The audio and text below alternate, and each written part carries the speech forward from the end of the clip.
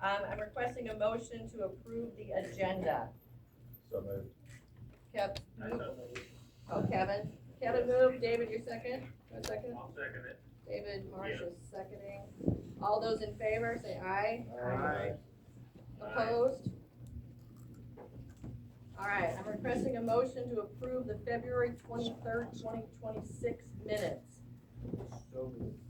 Motion by Ryan, second by Kevin.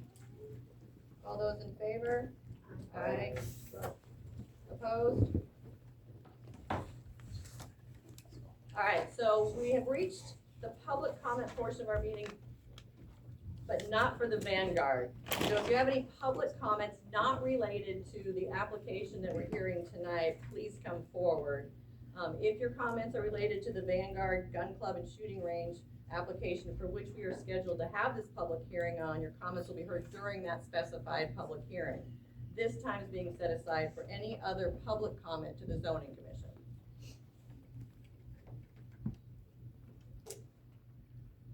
All right, with no one coming forward, we will move on to their next section. So I would ask for a motion to enter the public hearing on the Vanguard Gun Club and Shooting Range application. So moved. Motion by Ryan, second by Joni. All those in favor? Aye. Anyone opposed? Zero. All right, so the public hearing on the Gun Club and Shooting Range, to be known as the Vanguard, is opened at 6:33 p.m. The purpose of this public hearing is for the Zoning Commission to receive comments from interested and affected individuals in relation to the Vanguard application.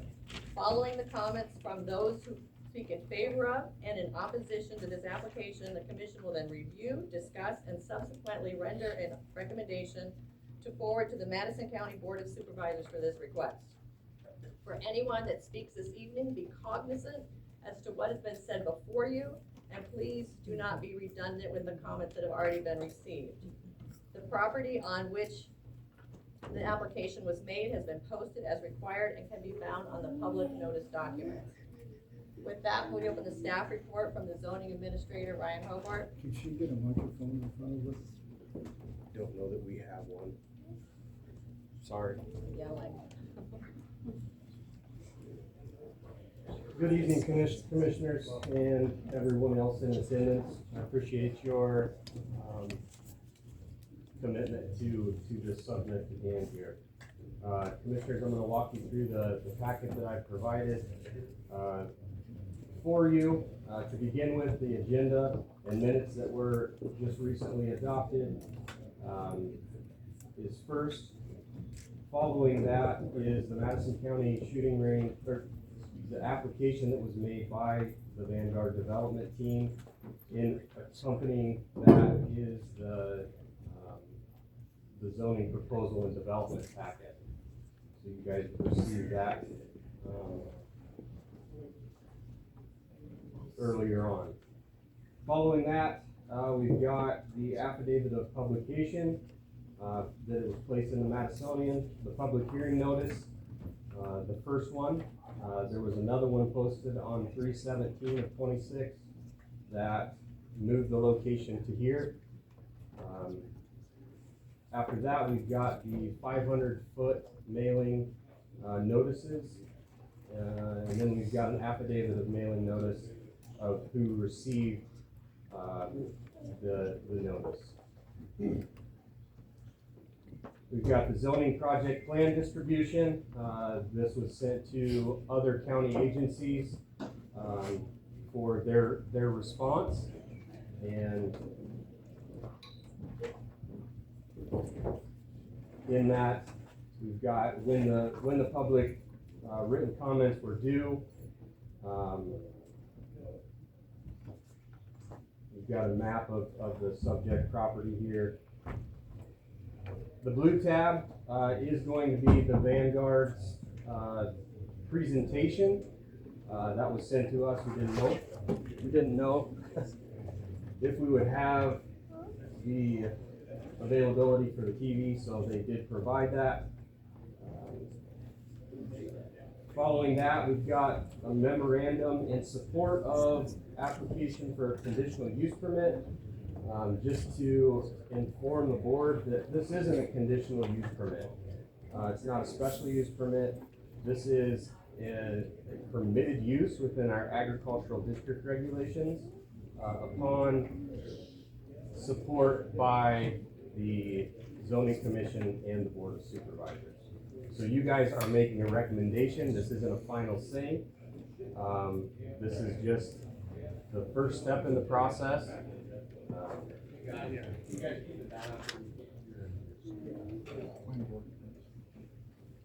Following that is my staff report. I will go through this, and then there's a couple things after that. Can I move this to like here?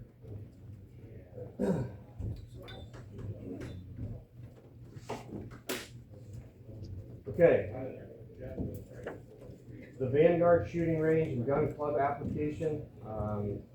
Applicants, the Vanguard Development Team, consisting of Mark Marion, Gabe Lands, Keegan Jeffrey, and Ethan McGuire. The requested action is application approval. This is in section 25 of Union Township. It is currently zoned agricultural. Future land use in our comprehensive plan shows this as rural residential, primary agriculture, and river protection corridor. Staff's analysis of the available, or the application submitted. The applicant is requesting approval of the proposed shooting range and gun club to be known as the Vanguard. According to the proposal, training facility created in response, this is being created in response to an urgent need from Iowa's law enforcement community for accessible, modern, and safe training infrastructure. The property is 128.8 acres that will house an indoor simulation shoot house, multiple outdoor pistol range and rifle bays, from 25 to 200 yards, a 2-story elevated shooting tower, and a long-range complex extending up to 1,000 yards. It is stated that this facility will be the only facility of its kind in Iowa and one of very few in the Midwest, offering law enforcement qualification, advanced tactical instruction, and nationally recognized civil education in a controlled and professional setting. It goes on to say that the clubhouse and training building will be a multi-purpose facility located on the north side of the property, featuring a retail area for range supplies and equipment, a classroom for safety and certification courses, a lounge and event space capable of hosting banquets, weddings, meetings, and training events. This facility is a membership-based gun club that will generally be open 7 days a week from 8 a.m. to 8 p.m. with some night shooting on occasion. Located on the application itself, it is listed the maximum noise level projected by the facility is to be 80 decibels. Also on the application, it is stated that 3 acres of land will be disturbed for the creation of berms and backstops. The Madison County Zoning Ordinance contains the following information related to commercial gun clubs and shooting ranges. Section 9 is agricultural district regulations. Subsection A, which is principal permitted uses within. Number 11 is commercial swimming pools, golf courses, fishing lakes, gun clubs, skeet shooting ranges, and similar uses when authorized by the Board of Supervisors after recommendation by the Zoning Commission. Zoning staff's recommendation. It is recommended by the zoning staff that the Zoning Commission forward a recommendation to the Board of Supervisors denying the application brought before you by the Vanguard Development Team. Reasons for staff recommendation. The future land use map of the comprehensive plan that was adopted in November of 2024 depicts the specific area's land use as rural residential, primary agricultural, and river protection corridor. Rural residential is intended to provide for residential development adjacent to and in close proximity to municipalities and highways where conditions prove favorable. Industrial or commercial uses of any size should not be permitted, and bless you. And buffers in the residential land use area would be critical. Lot size requirements would be based upon the capacity of the area to provide potable water and to properly handle sanitary waste systems. However, it is intended that more densely developed areas would be connected to a rural water district. The primary agriculture, future land use district, provides for all agricultural practices in this agricultural first land use district. Agricultural activities should be given primary consideration where conditions prove favorable. This category is where livestock production and feeding operations are allowed and non-farm residential development are discouraged. River protection corridor, future land use. This land use district is shown along the middle and north river.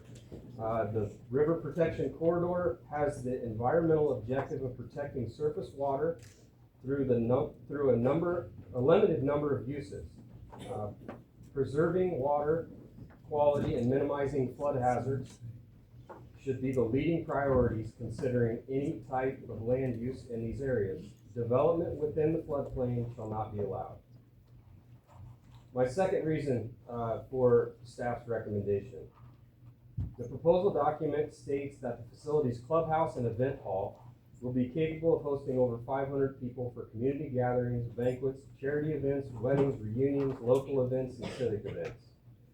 It is staff's opinion that an event venue is not a similar use to a gun club or shooting range. And event venues like this are commercial and are required to be within a commercial zoning district. There are existing venues in this county that have gone through the process of redistricting or rezoning their property to be compliant with the current zoning regulations. The third reason and final reason that the staff is recommending denial of this application is the documented bald eagle's nest that is located approximately 300 feet from the 1,000-yard range's backstop. Stephanie Shepard with the Iowa Department of Natural Resources sent me an email on Monday, March 16th, that included a location of a bald eagle's nest, an active bald eagle's nest, and the federal guidelines regulating the legal protection of the bald eagle. For the record, the Bald Eagle and Golden Eagle Protection Act, which was enacted in 1940, states that a disturbance to an eagle's nest can result in fines, imprisonment, or both. That's just for the first offense. Pertinent information for the zoning commissioners to know. As of 2:30 p.m. today, March 19th, zoning staff has received 28 emails in support of the Vanguard and 413 emails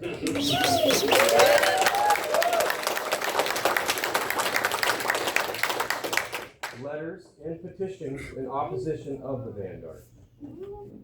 The general consensus for the opposition of the following: noise pollution, decreased property values, the impact on livestock and agricultural businesses, the Middle River Water Trail, the impact on existing preschool and child care business, environmental impacts, wildlife impacts, overall safety, and an increased traffic flow. I have included on the last page of my report the location, a snapshot of the comprehensive plan, which shows the rural residential, primary agricultural, and river protection corridor.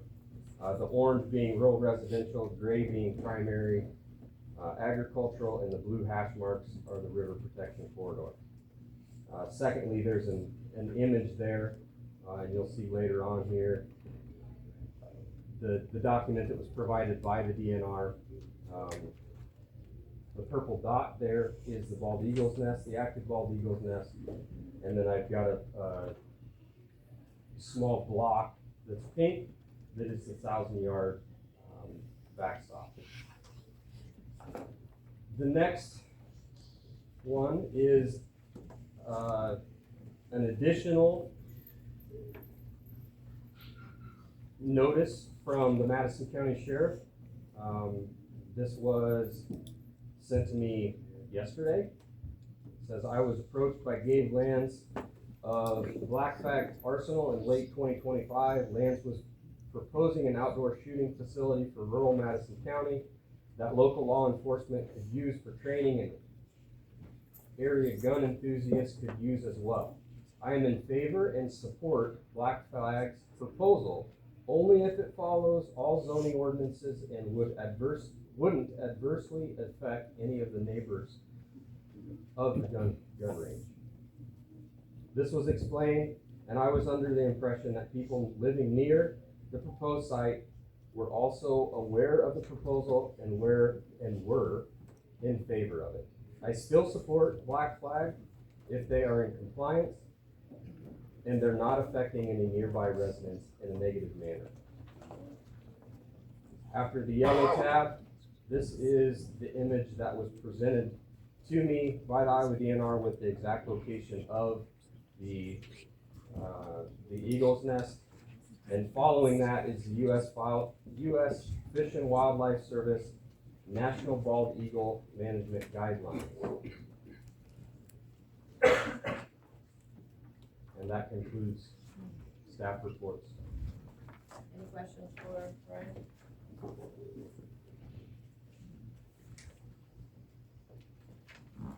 the commission? No? I didn't see a CSR rating anywhere. Was there a CSR rating on this piece? I didn't run one, Okay. so I don't know.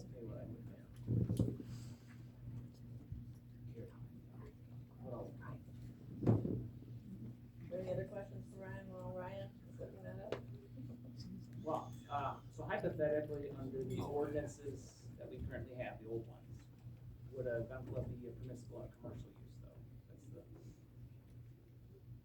because if we, I mean, like, so like, what is the path if there is a path that works? Like, so if it doesn't, you know, because if we were to change it to, if for some reason they were to petition to make it commercial, what would that look like? You know, is that permissible in the commercial zone?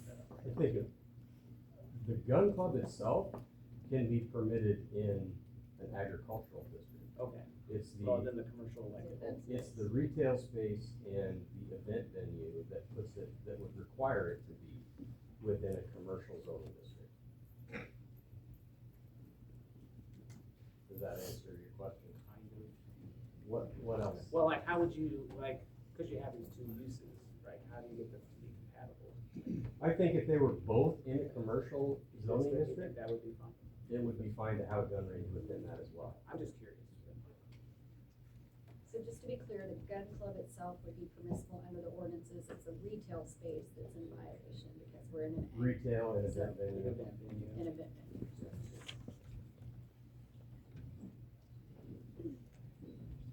Here's a question, Ryan. Yes, Dave. Right, David? If it was approved and then it failed, the ground would be already designated as commercial, which opens up another can of worms that might allow a business in there that we normally wouldn't approve the zoning change for. That's normally considered spot Can you zoning. put those microphones in front of you so we can hear you back here? There's three of them right here on the table. They're not live? They're not live? Oh, they're not live? No. Or speak louder. Could you Okay, speak we'll up try. a little bit? Speak louder. Try. I can talk louder. Can you hear me? We can hear you, it's just not everybody in the room can hear you, sorry, David. Well, you can repeat my question. What David is asking is if the applicant was to come back and request a commercial use application, which was approved, and then the actual use was denied in the commercial district, somebody else would then be able to come in with a use that may not be compatible because it's been rezoned to commercial. That's That is- accurate. But that is a future, if we were ever to get to that, that would be something we would have to Yeah. consider if we were to change it, the hypothetical at this point in time. Did you find the CSR rating yet? The CSRs appear to be between 54 and 66, depending on which parcel, so I don't have those. Okay, so, thank you for your staff report, Ryan. We are now gonna open, it up to the owners and applicants to present your proposal to the commission. Please state your names as you're speaking so that we know who's providing testimony. Yeah, hi, I'm Keegan Gary, one of the owners of Black Flag Arsenal Milwaukee, as well as the Vanguard project. As was mentioned earlier, the Vanguard project is a proposed membership-based shooting facility. Super quick background on myself. Yeah, I am one of the owners of Black Flag Arsenal. We are a retail gun store, and that's kind of our experience in the firearms industry on the business side of things. Me personally, I was a reserve police officer in the city of DeSoto for several years, and that's kind of how we nurtured a lot of our law enforcement relationships and be able to see really what they were doing at a state level. I'll allow my partners here to kind of introduce themselves when they speak. Next one for me. So just real quickly, the Vanguard itself, our mission, our goal with this facility really is to make our community safer. We're trying to do this by delivering accessible, high-quality firearms training and education to both law enforcement and civilians. We believe that responsible, well-trained individuals are the foundation of a safer society. The organization is structured with myself, my partner Dave here, Ethan is over there running the projector, and I believe Mark is out in the crowd, didn't make it in time. So he's in the room, but he's not sitting with us, unfortunately. So next one for me, bud. Behind you on the screen is a perimeter of part of our property. So there's been several images floating around of the layout of the land that do encompass the east side and north side of Rusty Star Alpacas. I circled the part of the property that we actually intend on using, not the entirety of the parcel. Very quickly, Ryan covered a lot of this for me already. Already said with the Vanguard, this is being proposed in Union Township. It's true the entire property is 128 acres, while we're not utilizing the entirety of it. It's a membership-based facility. The big key points of kind of what we're going to be offering is a 10 to 20 outdoor rifle and pistol bays, again for law enforcement and civilians. A dedicated 1,000-yard long-range section, one of, if not the only, 1,000-yard ranges in the state of Iowa. This was a request by many civilians, but a big request from law enforcement as well. The indoor ammunition shoot house, a lot of people don't know what ammunition is. It's much more aligned with like a paintball or airsoft. It's not an actual firearm. It is impossible to shoot bullets out of them. It allows you to train force on force, which is a big thing for law enforcement and becoming a much bigger thing for people who want to prepare citizens. We are also intending on having a classroom space to be able to provide education and certification courses. We are including a lounge. You'll see some plans in a little bit more detail later on that. A small retail venue just with equipment people might need while they're on the range. And then one of the big questions we received is just law enforcement and it's both. So we're kind of having designated law enforcement areas, designated civilian areas, so there's no scheduling conflict Why are we doing this? I mean, we were approached, actually over 3 years ago by several departments in the metro, at our other business, because we do a lot of the metro police departments. And they came to us because they said they were struggling. They were struggling to find somewhere to train. Over the years, they had trained at Camp Dodge.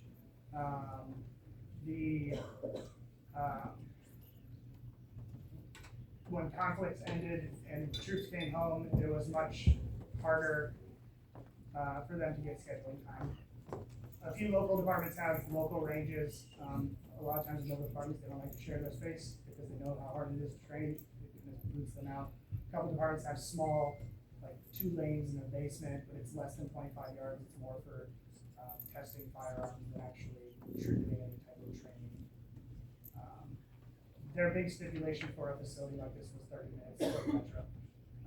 Currently, the location that we're proposing is 35 minutes from Western Point. Another big question, obviously, is why this piece of property? Like I said, this has been a project over the last 3 years of active land search. We have reached out to local real estate companies to try and aid in that search and define or identify a suitable location. Most of the ones they could find were not viable due to size or surrounding land or cost prohibitive. This property in particular represents a unique and ideal opportunity through a partnership with the landowner that would make it so that we can move forward in a financially responsible way and provide a space and layout environment that is conducive to what we're trying to do. I've already talked about why kind of law enforcement needs it. I will do that for a moment. On the civilian side, obviously owning a gun store, one of the number 1 questions we get asked in Iowa is, where can I go shoot? One of the 2 indoor ranges in Des Moines shut down in the last 12 months. There's now 1 indoor space. A couple of DNR ranges have shut down in the last couple of years. As we kind of stated earlier, there's nothing to this capacity that exists in the state of Iowa. We're trying to provide a safe, regulated space where a lot of these DNR ranges are unstaffed, unmanned, kind of at your own risk of the neighbors shooting around you.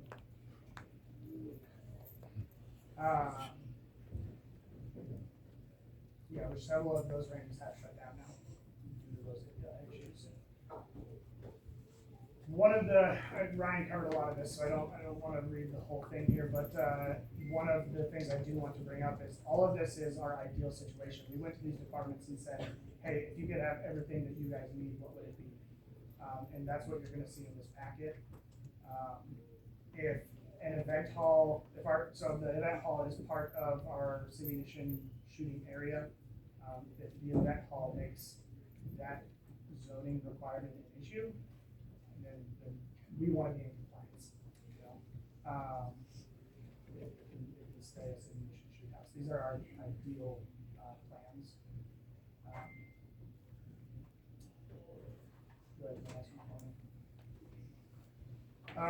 Ryan again touched our hours a little bit. We are planning on being 7 days a week, 8 a.m. to sunset. We do want to offer night shooting. This was another thing that cannot be done in Iowa. It's something that's very important to law enforcement and becoming extremely popular amongst civilians alike. That being said, we want to be kind and courteous to our neighbors. So one of the requirements that we would have for those courses is that all rifles would be suppressed. If you're not familiar with the suppressor, it dramatically reduces the sound coming out of the rifle. To further reduce that noise impact, we would be utilizing the berms farthest from structures for any type of night shooting. We're also not saying that we're going to run night shooting 7 days a week. It'll be a few times a month under supervision with qualified individuals. If you'd like to look at TV, this is our I might have it on the original proposal as well. Our projected layout.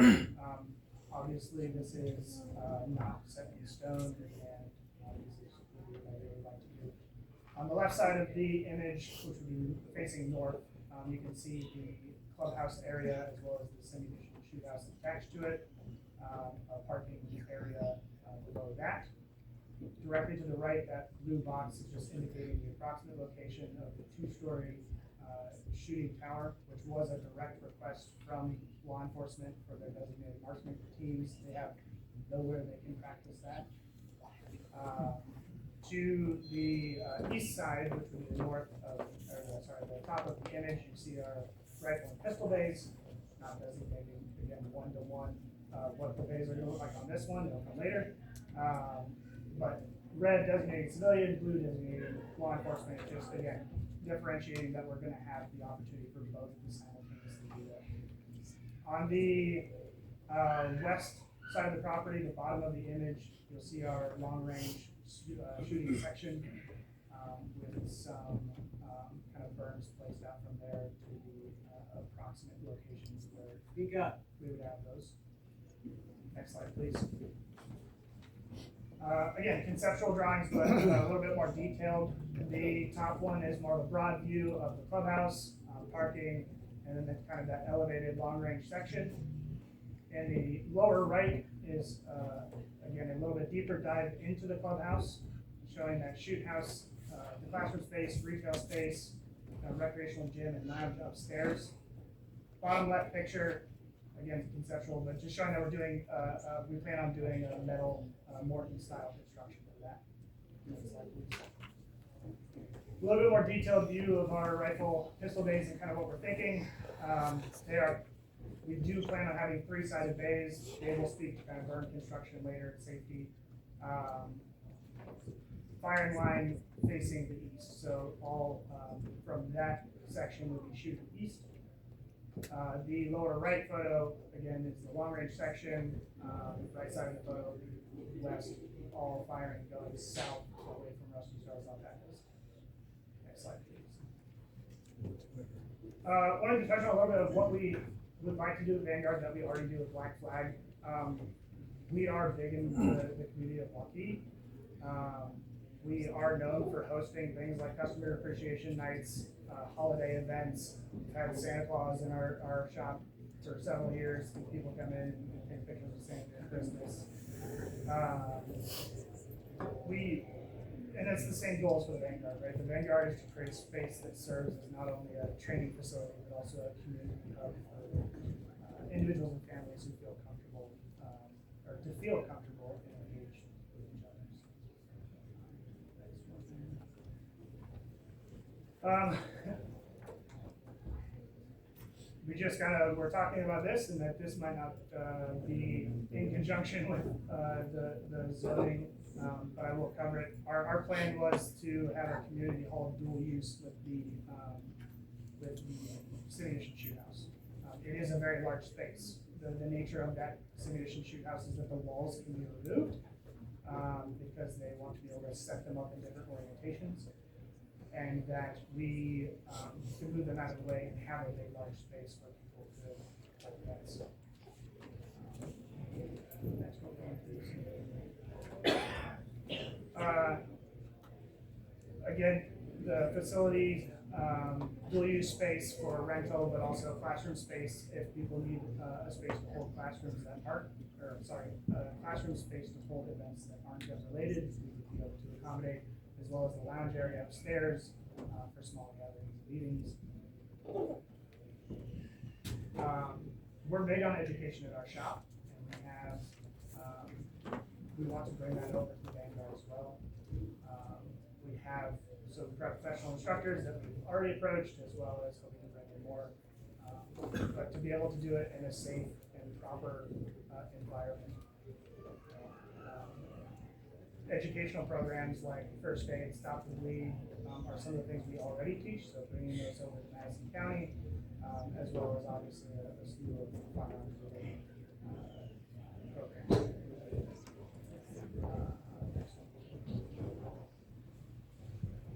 Partnerships and collaborations, we already are partnered and do collaborations with various organizations like Iowa Firearms Coalition, but we obviously would also like to open that up to community organization groups. providing safety and first aid training, emergency preparedness courses to, Madison County locals. We've offered our Stop the Bleed class and have taught it to various departments for no cost at all, and allowed them to take the course for free.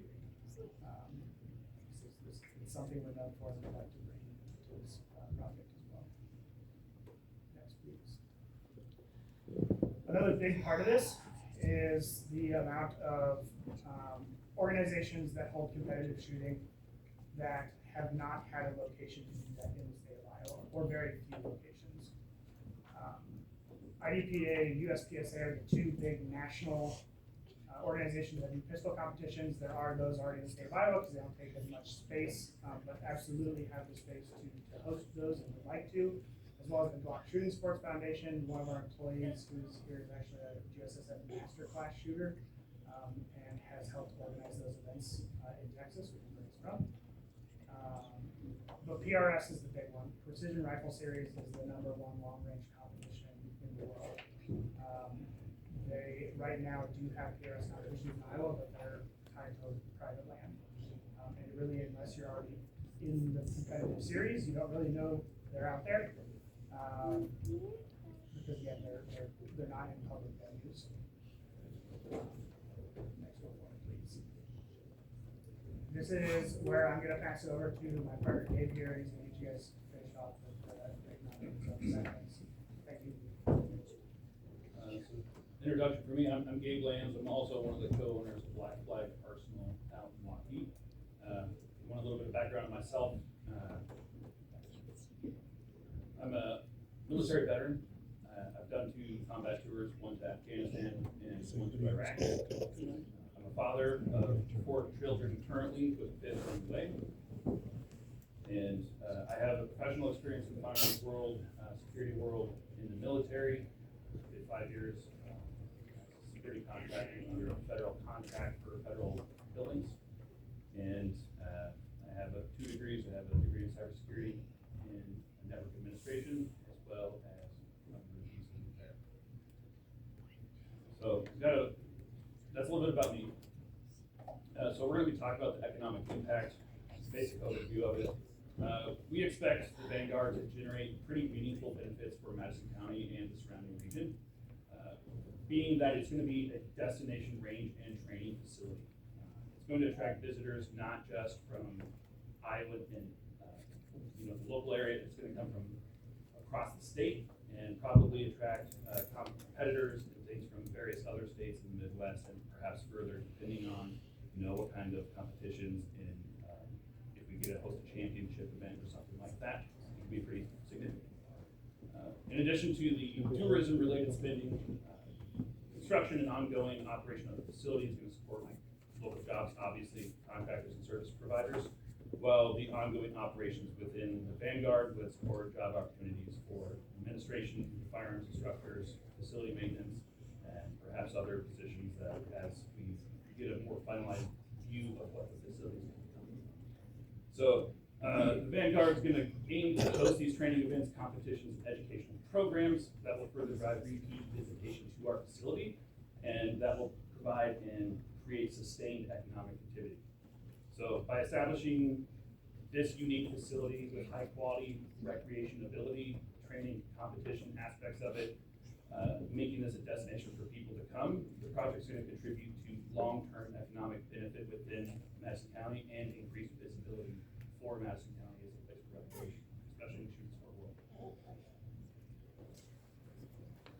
So everything that we've done, is with safety in mind. So we know traffic is going to be a concern, especially if we were to host, a larger event of some sort. But we've mitigated that.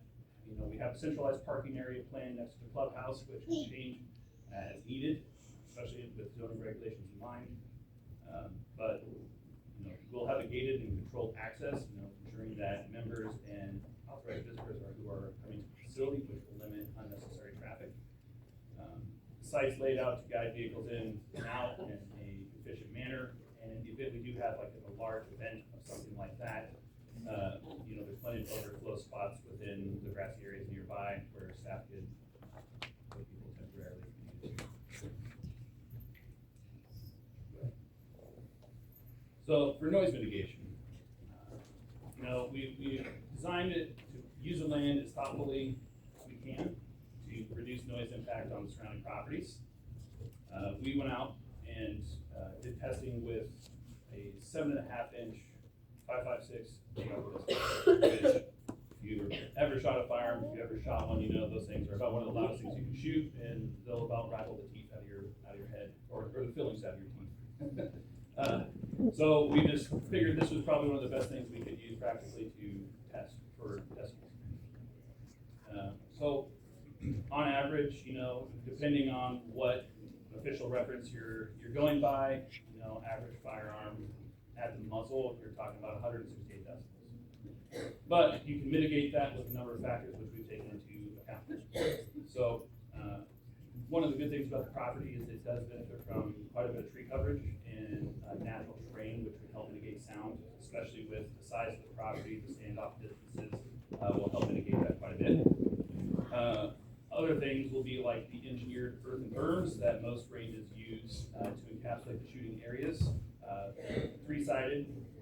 We do have designs within that three-sided shooting, you know, the shooting bays, we'll call them, to perhaps have a covered area, maybe with a backstop on it, to help further mitigate noise. And all these shooting lanes are oriented away from the closest neighboring properties. So we took a sound meter out to the property, and we tried to stand at the closest property corner of the fencing there, nearest to where the firing lines would be.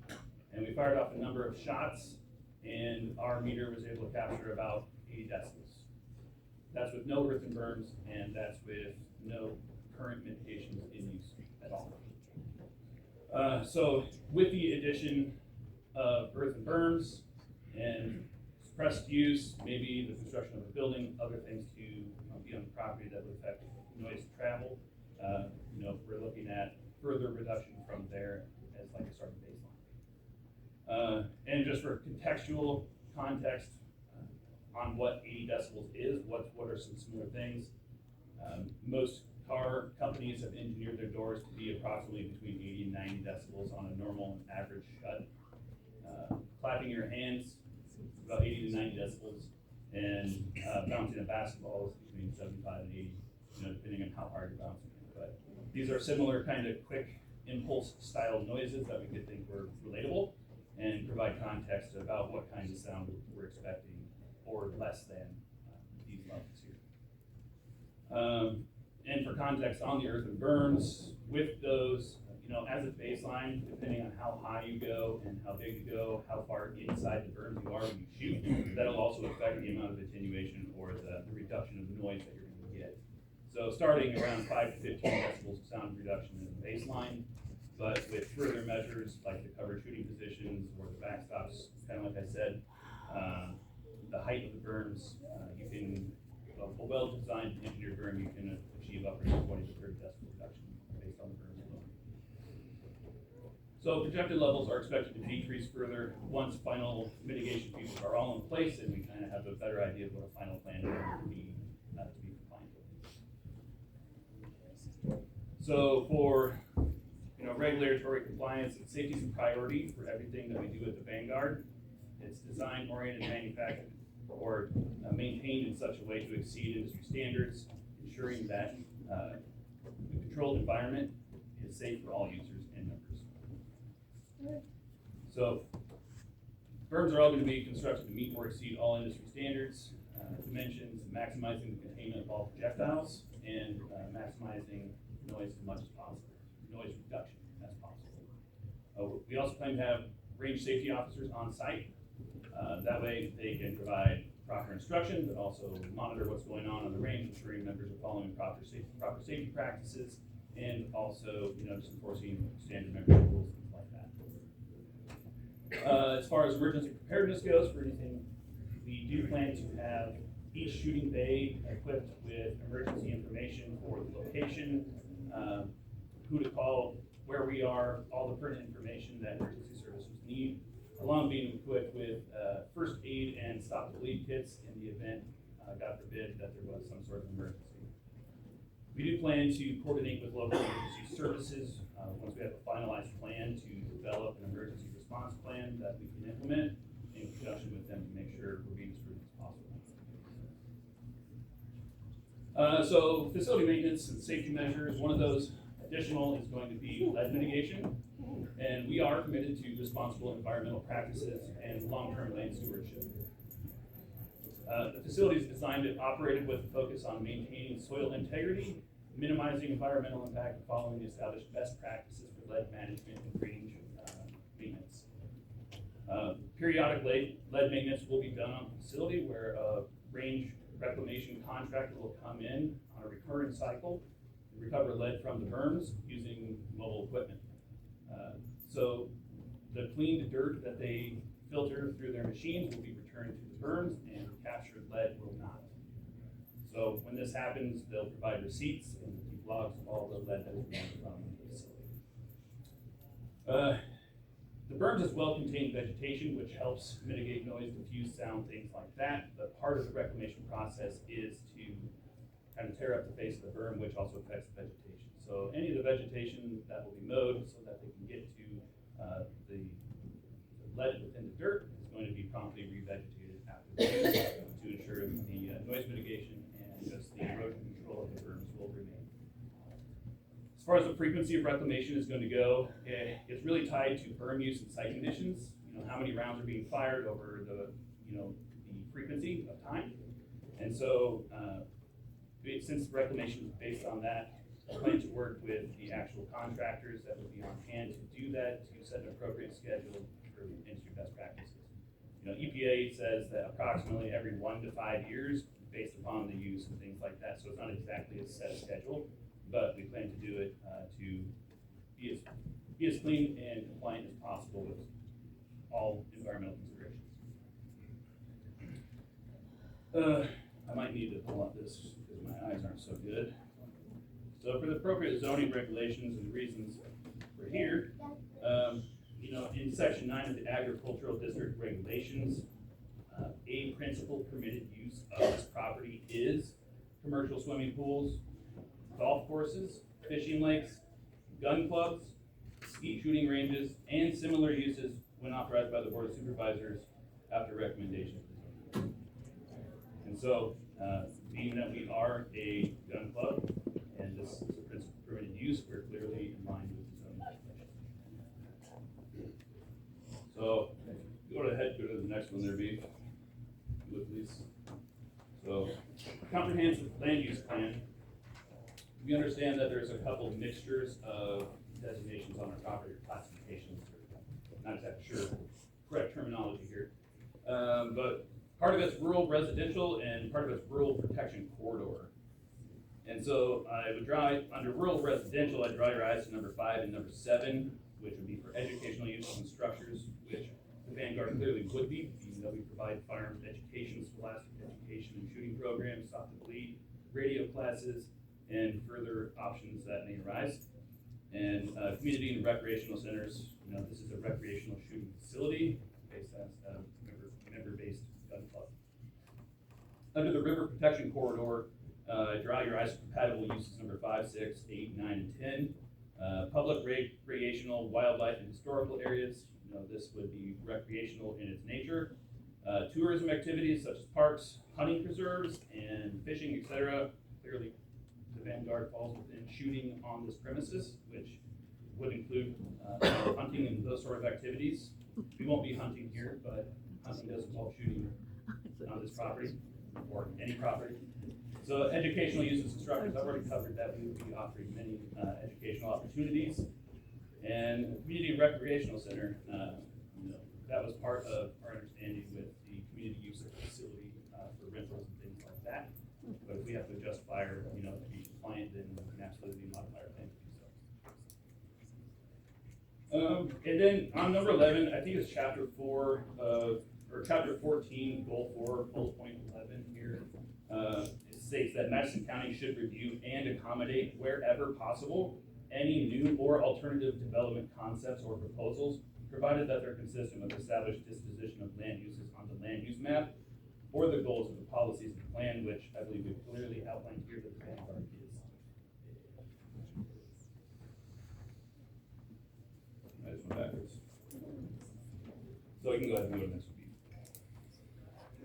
So overall, the Vanguard is gonna be a safe and responsible facility and a necessary project. It's gonna support local law enforcement and responsible civilian shooters both. This is gonna strengthen the local economy here.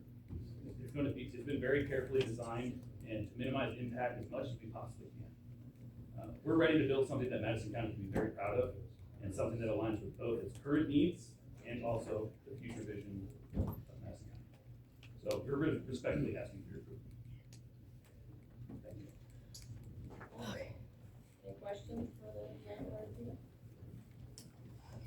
So, have you questioned in regards to the balding mass, or the balding mass? Yes. How are you proposing to address that? So we were made aware of the bald eagle at about 2:30, almost 3 o'clock today. We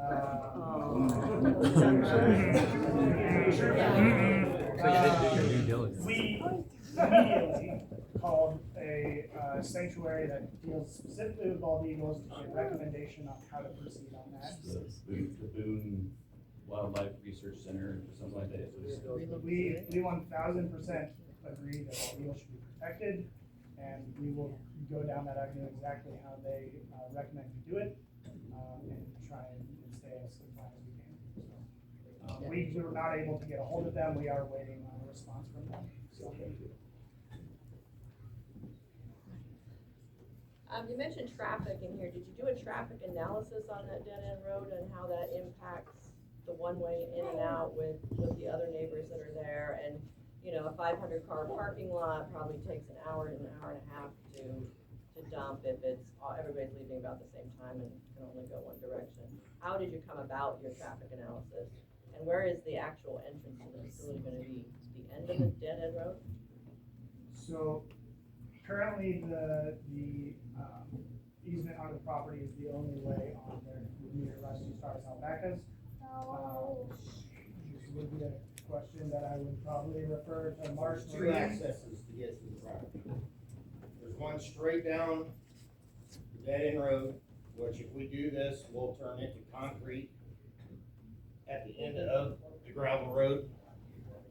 Yeah, Mark, can you? County's not gonna, you know, they're not Actually gonna come up want here, to. please. Oh, well, never mind, you're not gonna be able to get there. So the State thing your is, name, Well, please. Mark Marion, landowner. So we will concrete the driveway from the end of the county road. What dead end road are you talking Prairie Trail, Prairie View Trail, is that correct? And please just address the commission. Yeah, okay, anyway, and then there is also on the north end of the property, there's another driveway that goes to the east where we can have access to come in from the northeast corner across the, C-shaped line. If you look on the, so it actually has two entrances. You can drive a big circle all the way around. But they both come out onto the county road.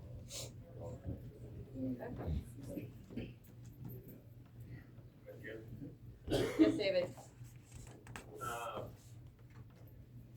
What is their projection on how many rounds will be fired per hour?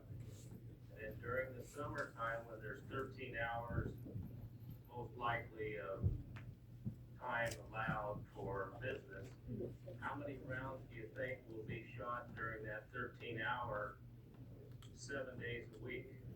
Because I think the number of rounds will make a big difference on the neighbors and so forth. Yeah, I mean, I think it would be rather difficult to quantify an accurate number. I mean, we can quantify, we can project how many people are going to be on the range per day, but I can't project how much they're going to shoot. Some people go and shoot a box of ammo, some people go and shoot 1,000 rounds of ammo when they go to the range. So,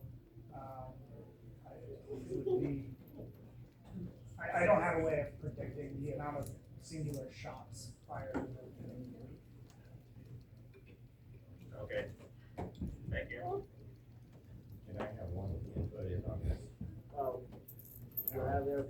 Yeah. He's a part of the. He's one of the He's owners, one of yeah, our- he's got stuff in the hallway. That's cool, go ahead.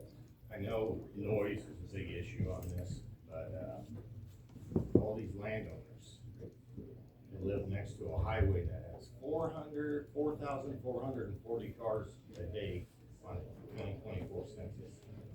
For me, when I had cows down there, and I hunt down there, I sit in a tree stand down there, that highway is all you hear. And so I think that is gonna generate a ton of white background noise. Yes, we are gonna make noise, I'm not arguing that one bit, but if these people can sleep down there at night, with the traffic that goes by there, I mean, what, 15% is garbage trucks and rock trucks? I mean, and that's probably on the low side, I bet, you know, DOT didn't have any data on that for me. But as far as noise goes, I'm calling BS on that. Everybody will have their moment, well, not everybody, we'll try to give as many people to have their moment. Any other questions for the applicant?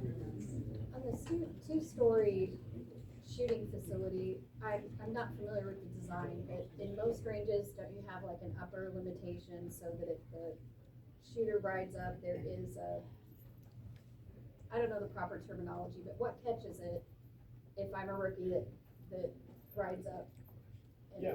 the rifle goes straight? If you look at kind of the image of kind of what we were showing for a two-story facility, there's a roof on that second story that obviously deflects around instead of going straight up in the air. We don't, also, one of the safety considerations is not putting any shooting beneath it in case a round was to go through the floor. But another thing with that two-story tower is that tower specifically is specifically for law enforcement as far as like Right, I expected understand you have use. training and. Yeah, and then should not for- have an experienced people. Yeah, and then on the civilian side, it will only be for courses. So the civilian side won't have unlimited access to the two-story shooting position. Isn't there a barrier of some requirement with so much thickness that withstands rounds for anything that has the projectile that goes outside of the normal shooting range? Most outdoor facilities don't have any like ballistic guards preventing someone from accidentally shooting up into the air.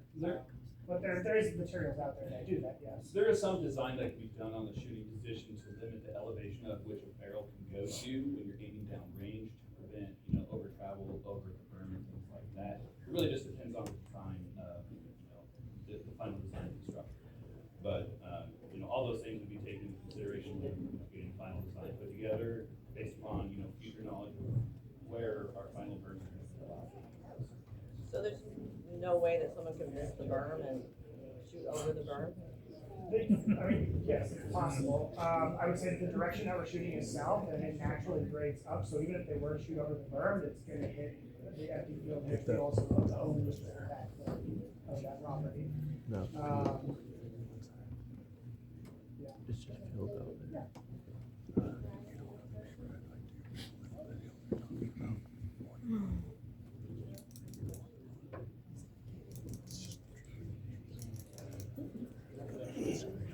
Okay, all right, with no other questions, we are going to open the floor for comments for those wishing to speak in support of the proposal who reside within 500 feet of the proposal and received a mailed notice from the Madison County Zoning Department. All comments should be directed to the board and not to the public. We're gonna have this entire section last 45 minutes and each speaker will have 3 minutes to speak. So if there's anybody that would like to come up within that 500 foot, that would like to speak in support of the proposal.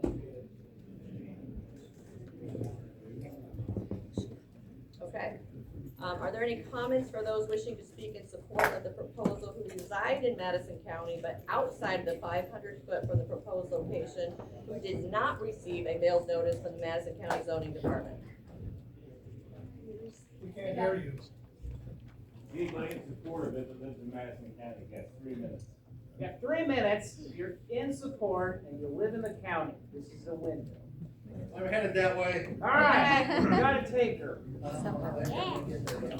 Point of personal privilege, can we also inform the hallway? Yes, we should. Thank you. Who the hell's gonna get out there?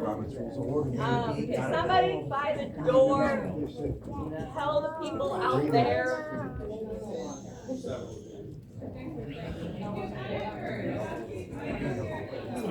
No, I want them to inform the hallway. For the people in the hallway. What's that? Okay. Yes, please, 3 minutes. 3 minutes. Please state your name and address. My name is Tom Bonas. I am with the Soil and Water Conservation District. Oh, agencies, yes, thank you. Yes. And I would love to talk in regards to our opposition to the process here. Tom. In favor of first. Oh, in favor of. He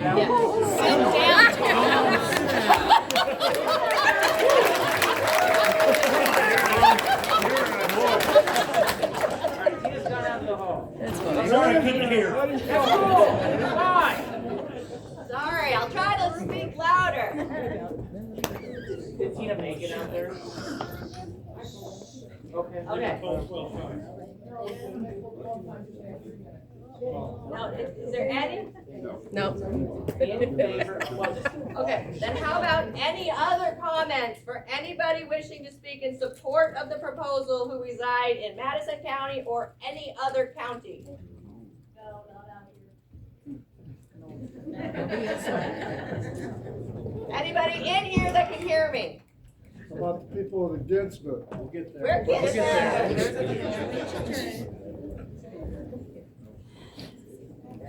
All right, sir, please state your name and address. Hi, my name is Noah Gaspar. I live at 1508 East Gerard in Indianola. Indianola. Yeah. Yes, ma'am. Please direct your comments to us, please. Thank you, ma'am. Your name one more time. Noah. Yes, sir, I can. Noah Gaspar. G-A-S-P as in Paul A-R. I am part of the shooting team for Black Flag Arsenal. I do a majority of the USPSA, IDPA, PRS shooting competitions. One of the things Keegan brought up is the need for PRS local to the central Iowa. Our nearest range for a PRS competition is maxed out at 767 yards. That's down in Creston, Iowa. There's another range northeast of here that is 2.5 hours northeast, I believe. They max out at 600 yards. There's also a competition zone east of Grinnell, Iowa by 1 hour and 15 minutes that maxes out at 750 yards. A 1,000-yard range that is central to Des Moines in the Des Moines metro would really bring in a lot of traffic to Winterset, I believe, personally. One of the things that I can see happening is PRS is one of the fastest growing shooting sports that's out there. It's also a worldwide sport. So countries that don't have access to firearms like the United States of America have the ability to go and do precision shooting at these competitions stateside, where they not only fly in themselves, they fly in their families to visit America and see what America is all about. One of the cool things in the PRS world is they do challenge points. They do competitions based on skill. They do competitions based on luck sometimes, it feels. I know I've had shit days at ranges. I know everyone else has as well. So one of the nice things with it is it being 35 minutes from the metro, and not only that, you have law enforcement that's going to be able to use this facility. My father was a Polk County Sheriff's deputy for over 30 years. My father used his time at Polk County, not only shooting in a basement, but shooting at Camp Dodge. And then it became a point where Camp Dodge didn't even allow them to come out because they had no time for them. National Guard is very busy, as we can see with what's going on right now. It's very unfortunate, it's the times we live in, but our law enforcement do in fact need a place that they are able to train and train successfully to provide the mission of protection that is provided for your town. We pay them for a reason to be protectful. We want to give them the opportunity to have a place to train and provide the correct training and the proper training for incredible situations that I don't even want to deal with. I don't see, personally, I can understand the neighboring issues, but the berm science, it's there. We've got plenty of land studies, plenty of noise studies, the designs of the berms and everything like that. I'm for it. Thank you, I yield my time. All right, is there anybody else in support? Support. In support? You don't have the other yellow. I'll speak up so everyone can hear. Okay, state your name and address. I'm Zach Powers, I live in Des Moines. Okay, can't hear you. You're probably gonna have to figure out how to get up there. I know. Sorry. Yeah, jump it.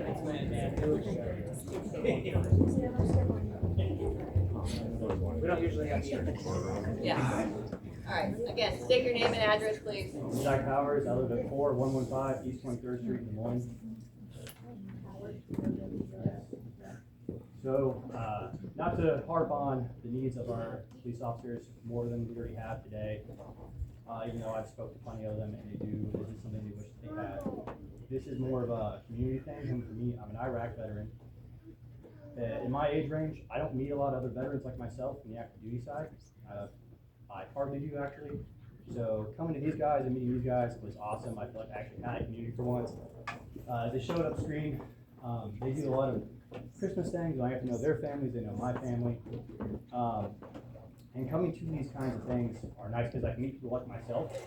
I can build that community. It's not as easy for me to do that with people who don't share my experiences.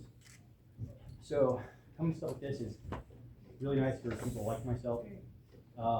I also would like to mention, oh man, I hate talking to people. It's okay. I know, you did So, aside from the community aspect, again, meet people like myself, I think it would also, so kind of a touchy subject, but as we all know, Perry had a school shooting not that long ago. I have friends on that department, one of which resigned after that. The other one, his child went to that school. And I remember talking to him, we've known each other for years. He's talked to the officers on his department, it's a small department. They wish they had things like this. And eventually, not that this is concrete, but we'd like to branch out to smaller communities and smaller departments and hopefully reach something with their school boards, halls, maybe work out these officers training with our sim guns in their own schools, so when they do, if they have to respond to one of these shootings, they feel equipped. So we don't run into something like Uvalde where we all watched officers sit outside in the hallway while there was an active shooter inside of the school. It took them over 45 minutes to respond, and it wasn't even the officers. It was BORTAC, which is a special forces unit they use in border security with Border Patrol. And that's not what we want. It's not something we want to watch on our cameras.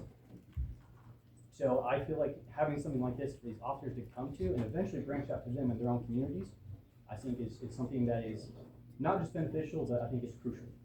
And with the way that things are going in our communities, I think that this idea of it's not going to happen here, we'll ask people who can carry that. And it's a pretty small town, 45 minutes from the metro, just like this town. So I think we want our officers to be as equipped as possible. And that's what I have to say. Thank you.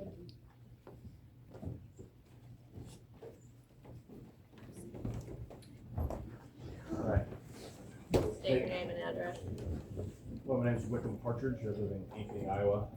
Currently a recent transplant from the great state of Texas. For full disclosure, I actually am employed by Black Flag Arsenal, just so the crowd knows. Clearly, there's a lot of public and private interest in this development. Obviously, there's going to be a lot of opinions for and against it. I actually wanted to give you guys a perspective on my time and experiences working for Black Flag Arsenal, and wanted to speak basically on the character of the people that I work with. My previous background, I was a district sales manager for a Fortune 50 company, Frito-Lay, Chester, PepsiCo. I managed a team of 25 plus people, hundreds of sales accounts, over a large sales territory in the great city of Austin, Texas. And obviously had a lot of experience working with lots of different kinds of people. Sometimes they were truthful and honest and had character, and most of the time they weren't. In my time and experience working at Black Flag Arsenal, There has never been once that I have questioned the integrity and character of the people that I've worked with. And I have absolute confidence and faith that this proposal, if granted, will work in conjunction with the communities that they surround, or that surround it, in good faith. There has been never at a point that I've had a private or public conversation with the owners in any way, shape, or form that the greatest amount of consideration was not given to the people that it would affect. We want to specifically build this range as a service to the broader public, both private citizens and our law enforcement and potential other counterparts. I am also a competitive shooter. I'm a Vanguard Shooting Sports Foundation master competitive shooter, GSSF, an IDPA career ethics expert, and I shoot a pistol competition or rifle competition about once a week at this current point. I cannot overstress the benefits that this would give to the broader shooting community, not only in the state of Iowa, but broader in the surrounding states and nationally. Just given the proposal and the design of the range is truly going to be one of a kind. So that would actually have a giant hole regarding courses, training capabilities. Obviously, you guys would get national or statewide or regional wide, publicity in regards to some of the capabilities that this range is able to provide and some of the commercial and private benefits, obviously, from the business. So people, for example, if you're hosting an IDP or USPSA competition, on average, about 180 to 250 people show up for those. If we're talking about a GSSF, I've seen GSSF competitions have over 300 entries. Where do all these people need to go? I know people that drive 12 hours or fly to go to these competitions. That means all the local businesses get a bump, all the local hotels get a bump, all the local restaurants get a bump. I feel like this would be mutually beneficial for everyone, assuming that I know the character of these people. Thank you. Yes. Appreciate it. Thank you. All right, anybody else in support? I got something to say. Okay, come on. You got our 45-minute clock going, right? Your turn on your.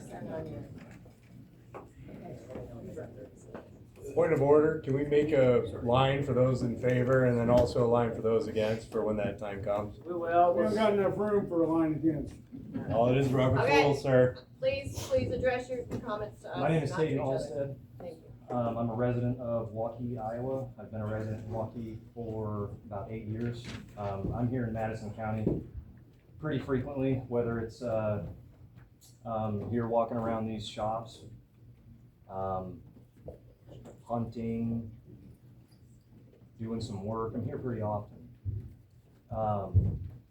And I think the grit of this issue that we have to get to, I don't want to sit here and harp on what law enforcement does and doesn't have any more than we already have, obviously, but the heart of the issue, law enforcement in Iowa does not have a facility to train to the extent in which they're expected to serve. That is an issue, and you have the ability to solve that for all of us. Okay, the nasty world is showing up here in our state. Right? They just mentioned a school shooting in Perry. What was that, a year ago, 2 years ago? That's a problem. That's not something we've had in Iowa. And our officers were not. Our officers need a facility to train in which the capacity that they're expected to serve. The citizen body in this, we can't forget where we're from. We can't forget our traditions. I mean, I'm standing, 400 feet away from where John Wayne was born? We can't forget about this stuff. Okay, this is America. This is the state of Iowa. We're the heart of the country. This is where the best of us come from. And the citizen body was expected to know how to use firearms. I'm sorry, not enough people know how to use firearms, and I really do think a lot of that is because it's too hard to find a place to go and shoot. If I want to go out and shoot, you know where? I've got to drive 2.5 hours away to get a 700-yard range. That's ridiculous. I'm hunting your guys' forests. I'm out here hunting every year. You want me and guys like me running around with guns that we don't know how to use? I don't. So the point of it is, law enforcement needs a place to train. You can give that to us. The citizen body needs a place to train, you can give that to us, and this is the tradition that we have as Americans. And I think we need to uphold that. I think we need to start teaching our youth how to use guns, and the best way to do that is with a 1,000-yard range in the middle of Des Moines. A pistol hit in the middle of Des Moines, a training facility, simunition, force on force, come on. I don't know why this has to be an argument. I get you guys live here, but I get that there are people that live here, okay, but there are needs of our community, okay, and sometimes the needs of our community find themselves on your doorstep, and you have the responsibility as citizens of Iowa, citizens of Madison County, and I'm sorry, I'm sure that I know a lot of us feel like we're just 350 million people living out our lives in close proximity to each other, but we are Americans. Okay, and there are certain things that we need in America, and one of those is a training facility for the people that need to know how to use these weapons. Thank you so much. Next. Thumbs up. I just said thank you for his speech. Please state your name and address. Hi, my name is David Redenbaugh. I live in Cumming, Iowa, and in all fairness, I live in the Dallas County portion of Cumming, Iowa. I'm speaking in support of this. I'm a competitive shooter. Right now, I have to travel outside the state several times a year, going to Wisconsin, Missouri, Nebraska, spending my money there instead of spending it in Iowa. This is a constitutionally protected activity that we're talking about here. There is no facility of this type anywhere in Iowa. I think this would really benefit the citizens of Iowa. I appreciate the concerns that many have here tonight, but as I travel to ranges all around the Midwest, I see many ranges that operate very well in conjunction with livestock and agricultural operations. Residence is not that far away. So I think it can be done. I think these individuals here have expressed a willingness to work with you and to modify plans as appropriate and as necessary while keeping the core benefits of the proposal. I, for one, appreciate that these gentlemen are willing to put their capital at risk and offer this to the public, and I would be one of their first people to sign up. So I appreciate your time, and thank you very much. Thank you.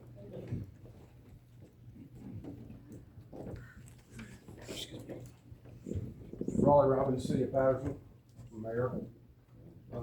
I'm up here speaking on my own behalf, not as the mayor of Patterson. I just want to be perfectly clear about that. On my own behalf, I am for this. I support it. I won't speak for the community. We didn't take a citywide poll to find out what the city thought because there wasn't enough time. I know the people that I hang around with are for it. They're not able to be here to speak about it. I'm not going to beat a dead horse because I think everybody in here's got a legitimate thought about this. There's concerns that need to be addressed. I spent almost an hour, I suppose, talking to these gentlemen, and I believe they're going to address them. I don't think it's going to be perfect. There's going to be noise. It's a gun range. However, I think the safety aspects are being blown out of proportion. If you've ever shot at a range or spent much time at a range, you don't have rounds just going straight off in the air. That's fear. People are working on fear when they make statements. If they did, it's such a fluke situation. You're lucky you didn't get hurt when it happened if you're in there. The only other thing I'd really like to touch on is how unique this situation is. My brother, 33-year Navy SEAL veteran, was a 5-time sniper instructor. I called him to ask him about this range, what his thoughts were. He spent more range time than anybody in this room put together. And he told me that if they build this, him and his teams would come to train here. That's how unique it is. These opportunities don't come around. So, as I said before, I'm speaking on my own behalf from someone that lives right next door to where they're talking about, not in a neighboring community. I would back it. I'm for it. Thank you for your time. Thank you. Right, any other individuals wishing to speak in support?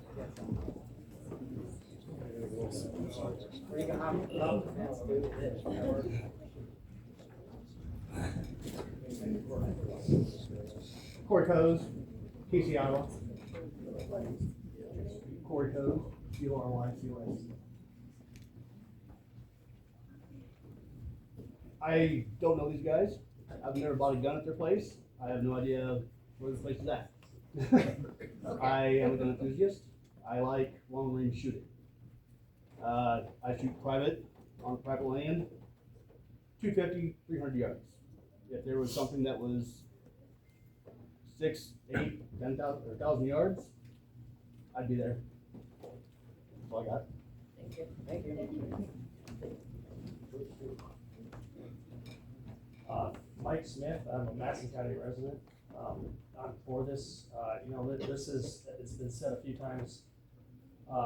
There's a need for police training on this. I was stationed in Colorado, was there during the Aurora school shooting. I can speak firsthand. I had soldiers at that shooting.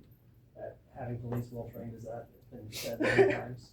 This is a professional range going in. It's not like it, me just going out in the country and setting this up and having it be a, shooting in the trash.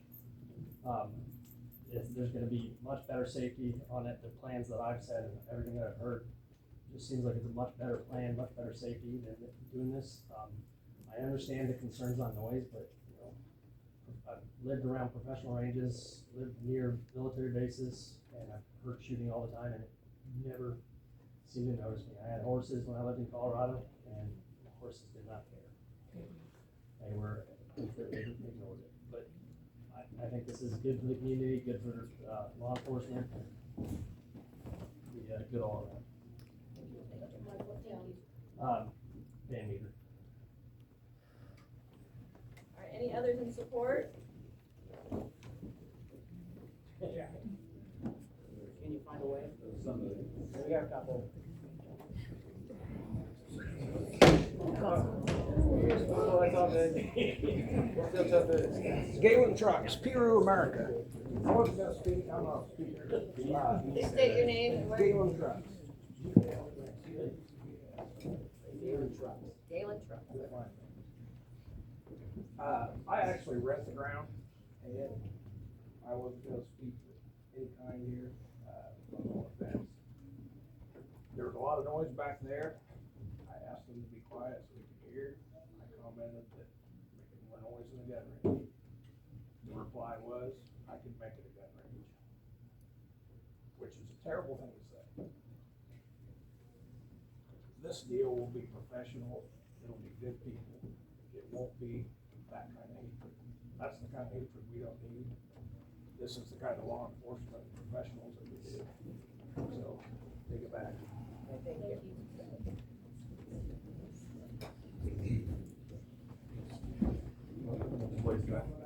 I live within 5 miles of the proposed shooting position, kind of north and east of Patterson. I've actually shot at this property multiple times, and I've never been confronted about noise or anything like that. I know it wasn't necessarily to the volume of what may be happening with the range coming to town, but I'm trying to think. I've been out there over a handful of times shooting, and I've never been approached by them once about noise. And I was shooting, like they've said before, there was no berms and nothing like that, just natural structures that block noise, and I've never been approached by the sound problem. So I'm all for it, so I would appreciate your guys' approval. Thank you. What's your city? Huh? What's your city? Your address? 3148, 32nd, Ohio. Yeah. Yep. Thank you. Thank you. Thanks. All right, anybody else in support? Hand up. Got a hand up. All good.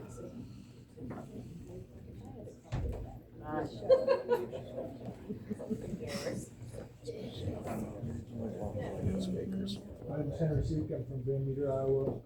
I have a farm in Madison County. I am an employee of the Timberline Campground in Waukee. Timberline Campground has operated for about 40 years, right off of Ashworth Road. And for a majority of that, we've had New Pioneer Gun Club as a neighbor. The New Pioneer Gun Club has operated in harmony with us, and we have a retail store right there on the campground. We sell goods as well as services to the campers that come in. My mom bought that campground in 2017, and it's been great. The biggest complaint that we do get from our campers is the noise. outside of that, we get a lot of business. 2, 3, 4 times a year, they have shoots, and a lot of the people that come to the shoots actually stay at our facility. So I think it's going to be great. I think the state needs something like this. I think it'll be state of the art. I'm a 5-year veteran of the Army. I will be using this range. I'm a big fan of Black Flag. I've purchased a lot from them. So yeah, I think it's going to be an awesome opportunity for not only Madison County, but for the state of Iowa as well.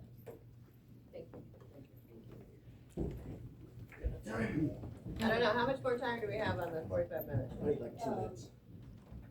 You're good. Okay. 20 minutes. Oh, okay. I need 19, that's it. Just kidding, you just get kidding. 3. My name's Dylan Dothenbuck.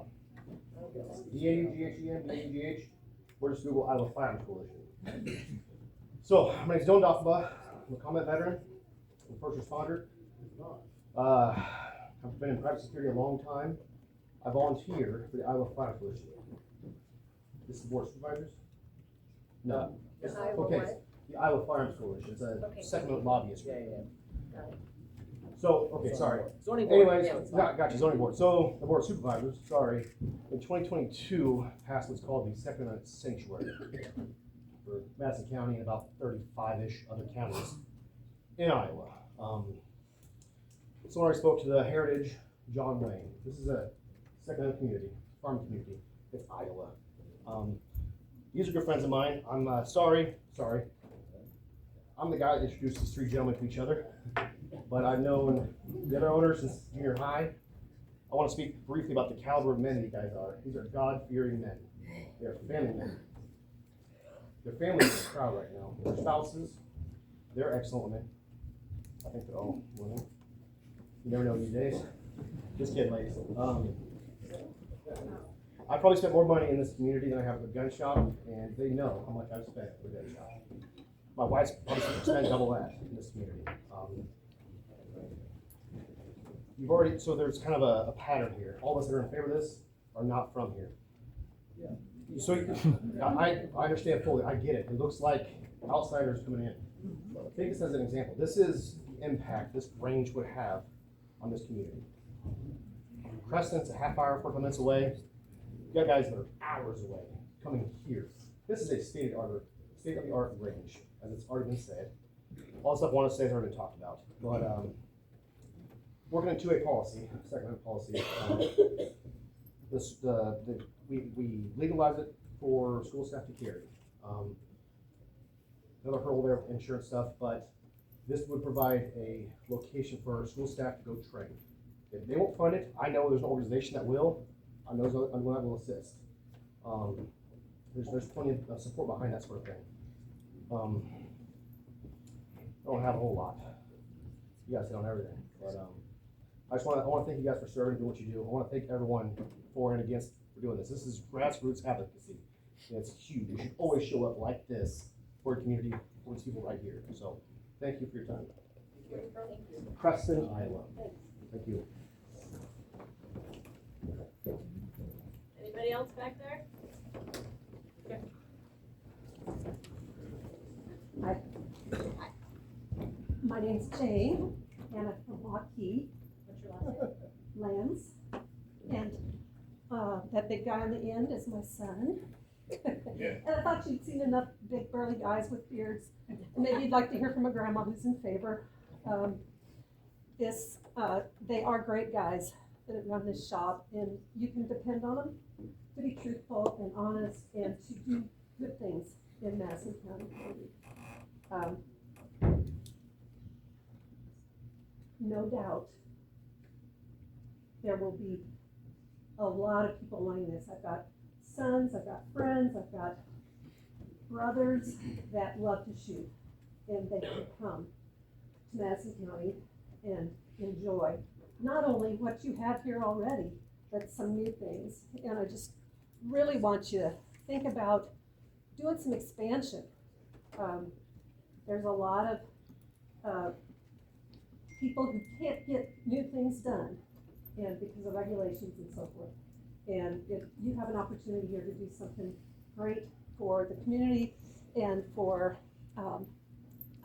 America. You've got veterans training, you've got police departments need training, and it's America. Give us some freedom to do some good things. Thanks.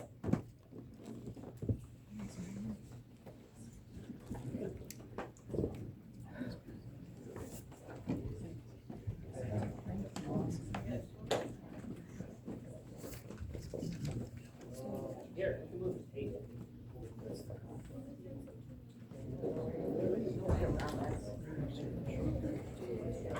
The other side for a while.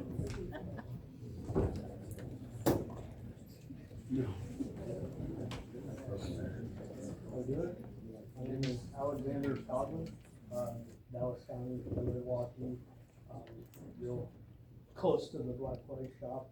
I've been going there basically since they opened, and bought more than a few things from there after they opened. And you know, I've been shooting for a long time. You know, I originally learned when I was about 5 or 6, just with a .22.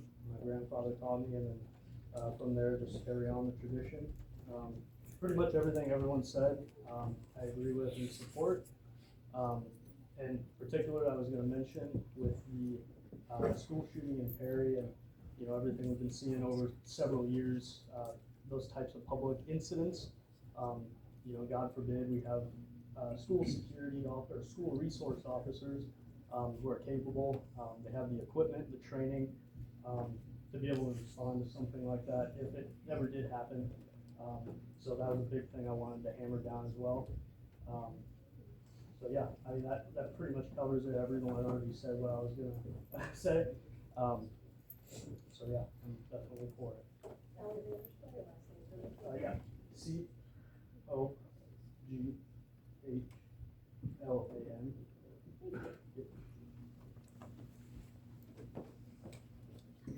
Anybody else? Oh, yeah. That's fine. Oh my gosh. We're not good.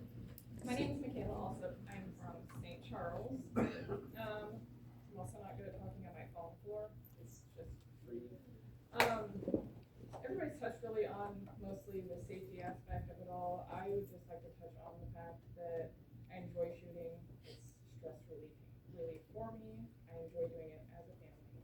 Me and my husband both shoot. We have 6 kids. 4 of the 6 shoot, whether it be recreationally, hunting, activities, but we do enjoy doing it together. I would enjoy having a place where I can safely do that as opposed to in a random backyard where a stranger would make it somewhere. I live in the country, probably could shoot at my property. There's houses both sides of me and behind me. Not likely the safest place. So that's just my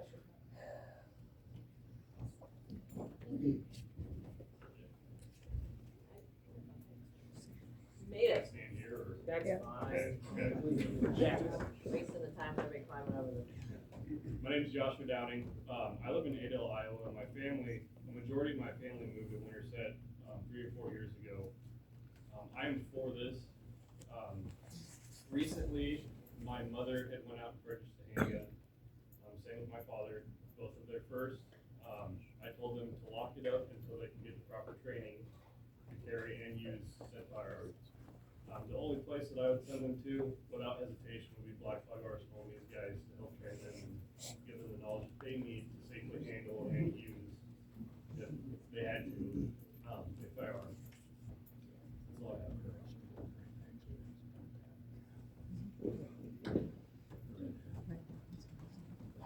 Anybody else?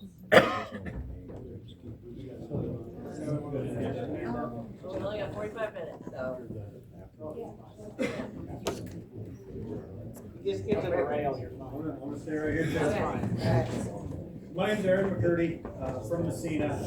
I am an NRA certified Chief Range Safety Officer, pistol and rifle instructor. I've been teaching classes over that way for more than a decade now. We've heard a lot about the law enforcement aspect. I'd like to touch on the civilian aspect also. Anytime that I've seen a range like this go up, it doesn't happen a lot, but the general safety and handling of firearms by civilians, by citizens, always goes up. We've had people come through when they first start, you're almost scared to be in the room with them, you know what I mean, they're kind of a point hazard, whatever. After they've worked with it some, they get into that controlled environment, they're around other people more with it, they become way safer. Having this kind of facility is a rare opportunity, it really is. I've heard a lot of people talk in the hallway, stuff like that, about why here, why not just somewhere else?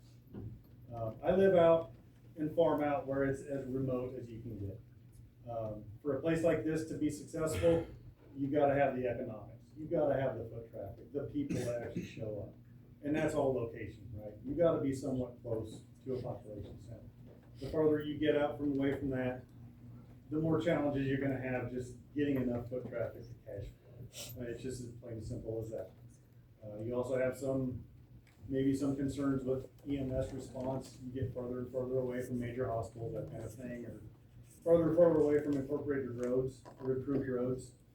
So that's an important aspect of this.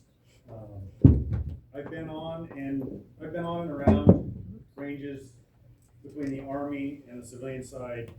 I've been present for probably easily more than 1 million rounds fired. Incidents from people getting shot are extremely rare. Not impossible, but extremely rare. The EMS response that I'm always worried about, what I tell my students in our SO courses, it's typically your heat exhaustion or diabetes incident or something like that, right? Blood sugar, that kind of thing happens. I've been on a range where a tornado went through, okay? So, I mean, stuff like that happens. You're outdoors, you're doing it. But having a location that actually has some kind of access to enough response that you actually can respond is huge, okay? So, that is definitely an aspect. So, I hear people say, oh, people can just shoot in their backyards. And that's true, and they do. Happens all over Iowa, it's part of the culture. They don't have, the level of safety of that is way lower, obviously. They don't have the berms, they don't have the infrastructure, they don't have the safety stuff in place, so. Just to make it better. Thank you. Thank you. All right, is there anybody else? Okay, hearing none, let's move on to anyone that's here from an agency that is speaking for or against the proposal. Tom? Yeah. Round two. Here's your. Sorry, couldn't hear you over the hallway. That's noise. close. Sorry. Tom Moss from Winterset. I am an elected official of the people of Madison County, and my job at the Madison County Soil and Water Conservation District is to look out for natural resources of our community. And I'm one of a member of 5 board people or commissioners that discuss this specific item, and we have several concerns that we'd like to share. First concern was just the lack of the mapping that's provided. We've seen that now, a little more comfortable with things. But as a Soil and Water Conservation District Commissioner, I am concerned about the fact that the Middle River runs right through the middle of the property. Lacking area for proper buffers. I do know that the zoning commission has been in discussion of river protection areas, and I think this is wholly right in the center of it, which makes it a huge issue on my side of the board. Not enough area to make buffers. We're shooting lead potentially over the river. I mean, I don't know that for a fact, but that is a concern of mine. I worry about the constant turning of the soil with the lead remediation issues and how close we are. I mean, once we disturb that soil, it's not very far from getting in the water. And once it's in the water, it's gone. you can't reclaim it. So I would say that we need to talk as a group, about whether the Environmental Protection Agency is comfortable with that close of a buffer range for that to happen. Additionally, I'm concerned about wildlife corridors within the landscape. As we all know, animals are getting bumped out of their spaces, and they're getting limited areas to travel from point A to point B, and our rivers are one of those natural places. And if we put a gun range right in the middle of it, that's gonna totally disrupt that corridor. Animals will stop using it. Additionally, we get into the eagle issue. As we all know, there's protection, and the act defines take in the law, or the act itself. Take, shoot at, poison, kill, capture, trap, collect, molest, or disturb. So, okay. Thank you. Yep. Is there anybody else here from an agency that needs to speak? Okay, all right, here we go. So now we're gonna open up the session for comments from those wishing to speak in opposition to the proposal who reside within 500 feet of the proposal and received a mailed notice from the Madison County Zoning Department. Please direct all your comments to the board. You will still have the same 3 minutes per individual to speak, and we will have this session for 45 minutes total. So, come on up.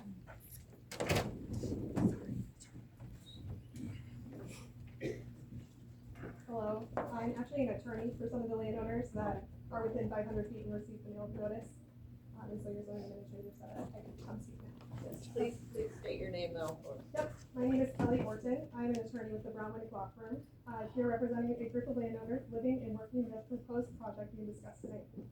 I'm here to discuss the legal issues with recommending the project at this location. One thing that I have heard a lot tonight is that this is a service that's needed. We're not here to talk about what's needed for the community. We're here to talk about land use.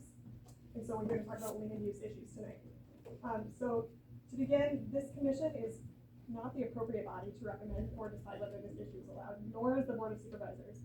While gun clubs are listed as a permitted use under the ordinance, requiring further review by the Planning and Zoning Commission and the Board of Supervisors, the Iowa court has ruled that allowing other boards to have review or approval authority of uses in the ordinance diminishes the role of the Board of Adjustment and is therefore null and void. Given this, the proper body to hear this would be the Board of Adjustment. However, we're in front of you guys tonight, so and since this would be considered a conditional use under Iowa law, I would like to discuss the conditional use permit factors listed in section 14F of the zoning ordinance. The first factor requires that the land surrounding the use not be substantially injured, including considering proximity to daycare facilities, dwellings, and residential districts. By looking at a map of the area surrounding the proposed project, you can see that it is located directly adjacent to a property with a dwelling. In fact, there are more than 125 residential non-city dwellings within a 2-mile radius of the proposed project. Additionally, a daycare facility is located approximately 1,000 feet from the project. It's clear that this is not an appropriate location for this gun club. The next factor is that there is adequate infrastructure for the use. There's nothing in the application indicating that they have done the diligence to confirm access to utilities. Next, you must look at the intent of the ordinance. The ordinance was drafted to protect agricultural interests, secure safety from fire and danger, protect health and general welfare, and facilitate orderly growth consistent with a comprehensive plan. The developer has included statements in its application stating that the facility has been designed to ensure that it is safe. However, they've not shown any evidence of this, and the site plan doesn't adequately show the location of facilities or any of the safety features. The next factor requires consideration of nuisances, including odor, fumes, dust, vibration, and most important, as we all already heard, is noise. While the application states that the noise level will be approximately 80 decibels and that noise mitigation will occur, they haven't provided any modeling to provide this noise level or whether the noise mitigation will make a difference. Assuming the 80 decibel statement is correct, this noise level is the equivalent of heavy traffic or a garbage disposal. Since the hours of the proposed project would be 8 a.m. to sunset or later, it's reasonable to believe that this level of noise all throughout the day and potentially into the night would become a nuisance for neighboring landowners. Finally, the use cannot be inconsistent with the comprehensive plan.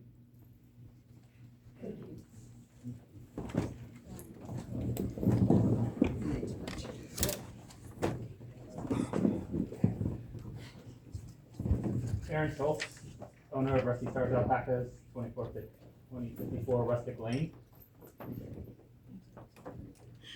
Thank God for this opportunity to defend my life and livelihood. Owner of Rusty Stars Alpacas, an agritourism alpaca farm established in its current location for 14 years. I am not anti-gun, I am pro-agriculture, I do pay taxes and vote in Madison County. I'm here to oppose the rezoning of the land proposed by the Vanguard from agriculture to commercial for the purpose of building a large-scale commercial law enforcement and civilian training center.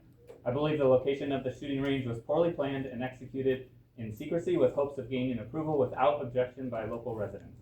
The location and use of such a facility will create a nuisance level of industrialized noise, including impulse noise, proven to adversely affect livestock with their heightened sense of hearing. Alpacas were introduced to the United States in 1984 and are valued for their luxurious fiber used in clothing and their gentle temperament, making them an ideal livestock for agritourism in the county. We currently host thousands of visitors each year for opportunities to experience not only these animals, but the peace and tranquility of our rural Madison County. We also host many educational opportunities at the farm. Organizations like FFA, 4-H, DMAC, Agribusiness, DMAC Veterinary Technology Program, ISU Veterinarian Club, and ISU Fiber Forms class. The shooting range will be detrimental to our business of providing a serene environment for people to enjoy the alpacas and various activities without fear of sudden startling or stampeding and the constant noise pollution of the shooting range. Our dedication to providing a family-friendly environment has gained us great influence in the state, with a combined social media following of nearly 30,000 people and countless voluntary media stories touting our farm as a highlight in Madison County and Winterset. I'm asking the Zoning Board and Board of Supervisors to strongly consider not fundamentally changing the character of the region by allowing this high-impact facility that is inherently incompatible with its current surrounding use as an agritourism alpaca farm and the rights of its owners and neighbors to peacefully and quietly enjoy their property. One point of clarity, can we get clarification on the 1,000-yard shooting range? It appears there's only 750 yards available. And I have a few documents, I don't know if I hand them to you or later. 32 seconds. No thanks. But I do. All the law enforcement and military personnel in the room, thank you for your service.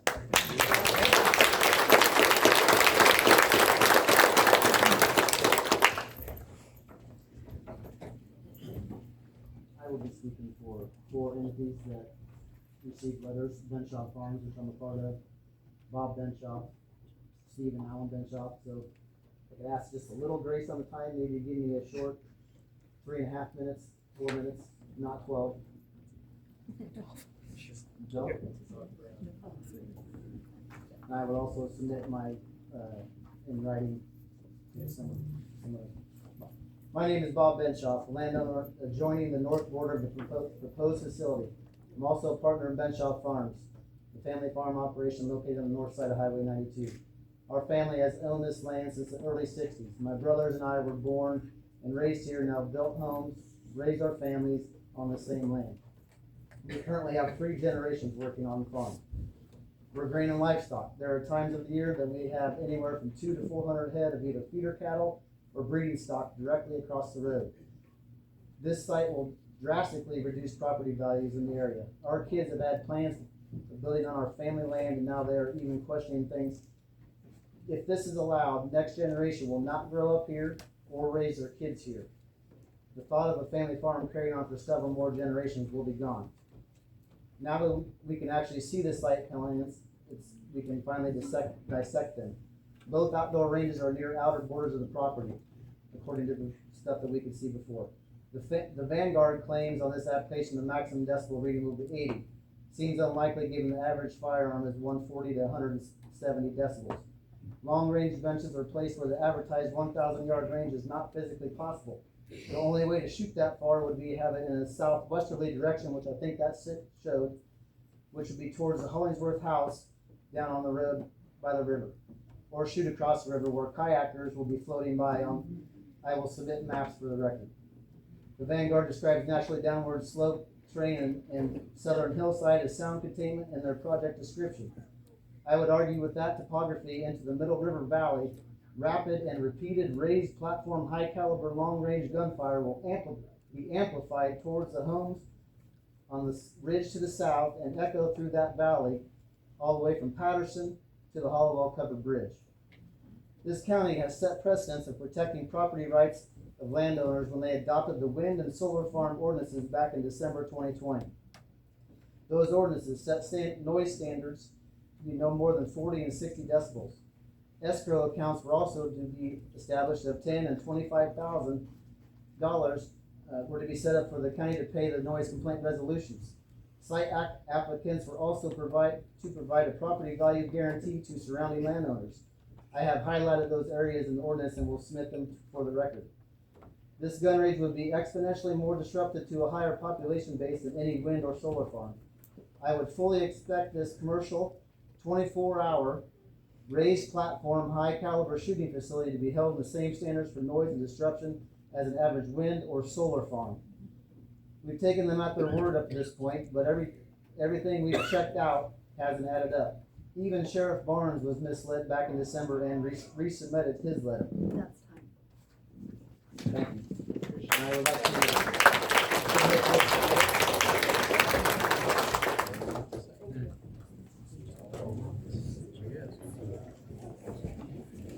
Kirk Jones. I own the ground on the south side of it. I think it's kind of rude that nobody contacted anybody to ask about it first before we did anything. Just submitted it. I don't think it's right. That's just wrong. Gun range is fine somewhere else, not there.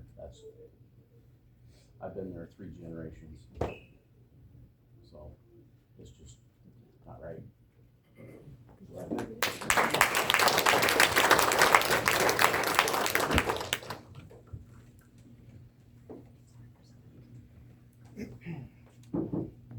So for those of you who don't know me, my name is Jared Thompson. I own the property that is directly on the west fence line of the proposed facility. I own and operate that farm, and the project directly affects my family and operation. My wife and I, which is standing in the back of the room here behind me, are young farmers and very involved in Madison County agriculture. Since purchasing this farm in January of 2025, I've been working closely with the FSA and NRCS office to put in regenerative practices in place focused on improving soil health, water quality, and using livestock across the entire farm.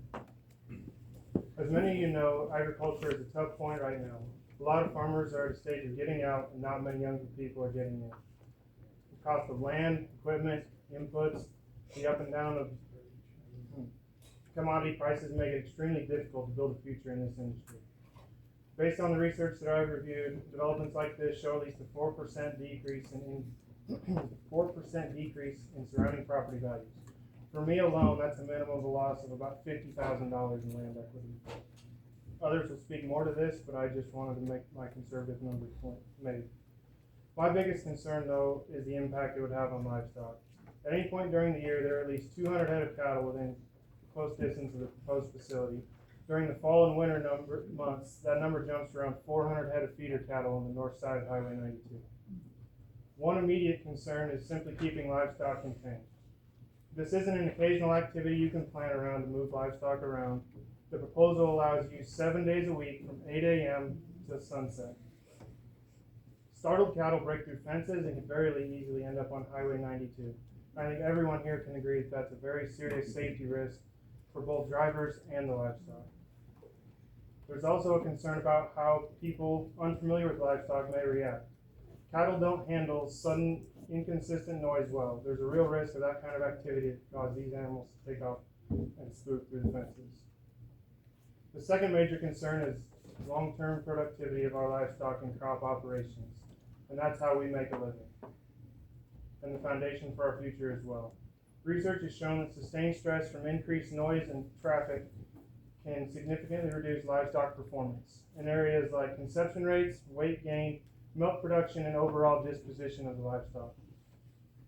Studies in my preparation included work by Temple Grandin and show productivity losses of up to 25%. To put this into real numbers for you guys, a 750-pound feeder steer losing 25% of its growth would be right about 187 pounds. At today's current market price, at roughly $3.80 per pound, that's a loss of $710 per head. For a 100-head producer, that's $70,000 per year. And that's just feeder cattle. That doesn't include the effects on our breeding stock and other livestock classes. That's time.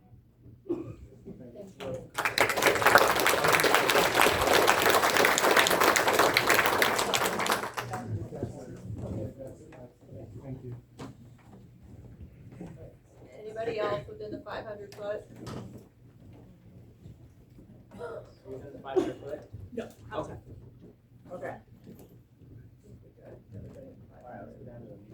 Okay, so now, comments from those wishing to speak in opposition to the proposal who reside in Madison County but are outside the 500-foot area from the proposed location and who did not receive a mailed notice from the Madison County Zoning Department. Please state your name and address. My name is Emily Stodecker. I'm at 2707 220th Street, which is just under a mile from the proposed site. Thanks for hearing my comment today. I really appreciate you guys being here and so attentive. I know this is thankless, so we really appreciate it. I would like to expand upon a bit about the Vanguard proposal and specifically the gun club itself and how it is in conflict with the comprehensive plan. I am a neighbor, but I'm also an attorney. The future land use map does not support this project at all. The county's 2024 comprehensive plan designates these parcels as agriculture, rural residential, and river protection corridor for future land use purposes. Each of these designations reflects a deliberate policy choice about what this land is meant to become. Agriculture is intended to preserve farmland, limit non-farm intrusion, and protect the rural economy. A 128-acre commercial shooting complex with a retail store, event center, and national level competitions is not agricultural preservation. Rural residential is intended for low density, quiet living. A destination range, including daily gunfire, large gatherings, increased traffic, and nighttime use activity are the opposite of low impact rural residential living. The river protection corridor is another conflict. And although it's a conservation priority area intended for land stewardship, erosion control, watershed protection, and low impact use. And though this includes hunting, hunting is very different from a gun range and the activities that would go on there. Simply put, the comprehensive plan identifies this land for preservation and low impact use. The project is a high intensity commercial use. This applies to the gun club in and of itself and not just the retail or club facility. These designations are fundamentally incompatible. Additionally, the plan prioritizes avoiding land use conflicts, and the proposal creates the exact conflicts the plan warns us against. It repeatedly emphasizes protecting ag, minimizing incompatible development, preventing conflicts, and preserving rural character.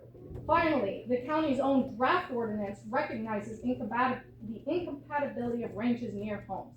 Even though the draft ordinance has not yet been adopted, it includes a 3/4 mile separation distance from residences for shooting ranges. The standard didn't appear by accident. It appeared because planners and officials recognize that high-intensity shooting facilities create unavoidable conflicts when located near homes. Whether or not this is yet law, the draft ordinance is the most current expression of the county's planning judgment about where ranges can responsibly be located. If the county has already determined that 3/4 mile. Okay, thank you very much for your time and your dedicated service to Madison County.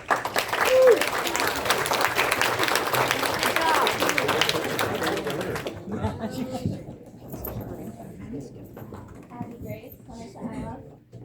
This this would be a lot easier for me if you were all 4 years old. So if you could pretend that while I do this, I might not cry.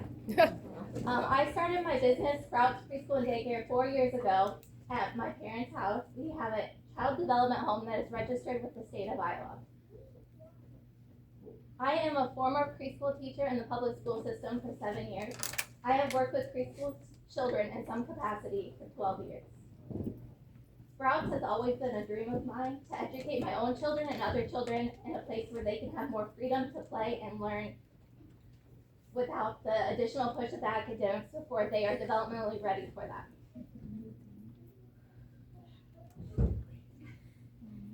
Sprouts is a nature-based preschool. We are outside in the summer from when they arrive at 7 o'clock in the morning until when they leave at 5 o'clock at night. A facility of this caliber, 1,000 yards from my preschool, will have detrimental effects to my family's income. My mother has done daycare at this location for 28 years. This might close Sprouts, that is serving the Madison County community as a child care facility so that everyone else can go to work, right? That's all I have to say. Thank you.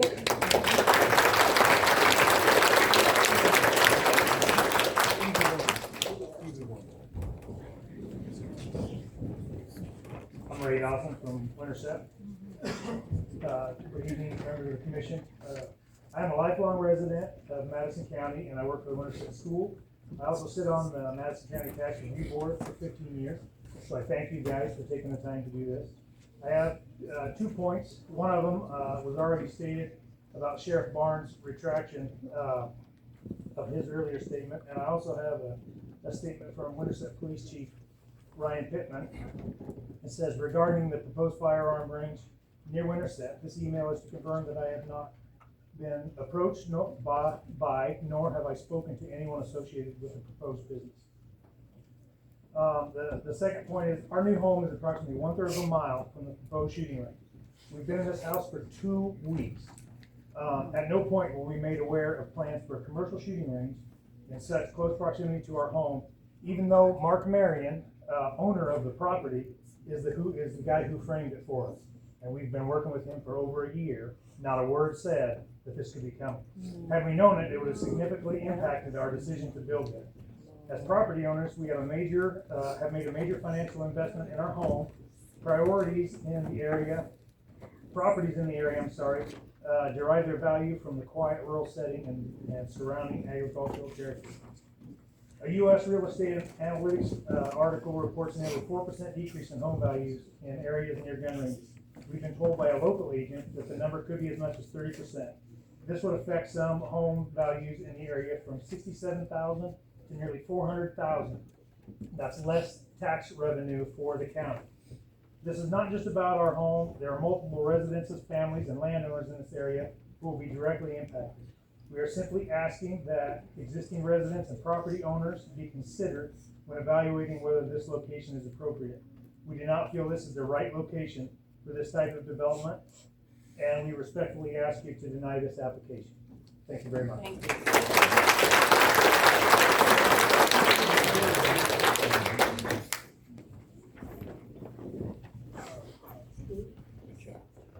Tony Saman.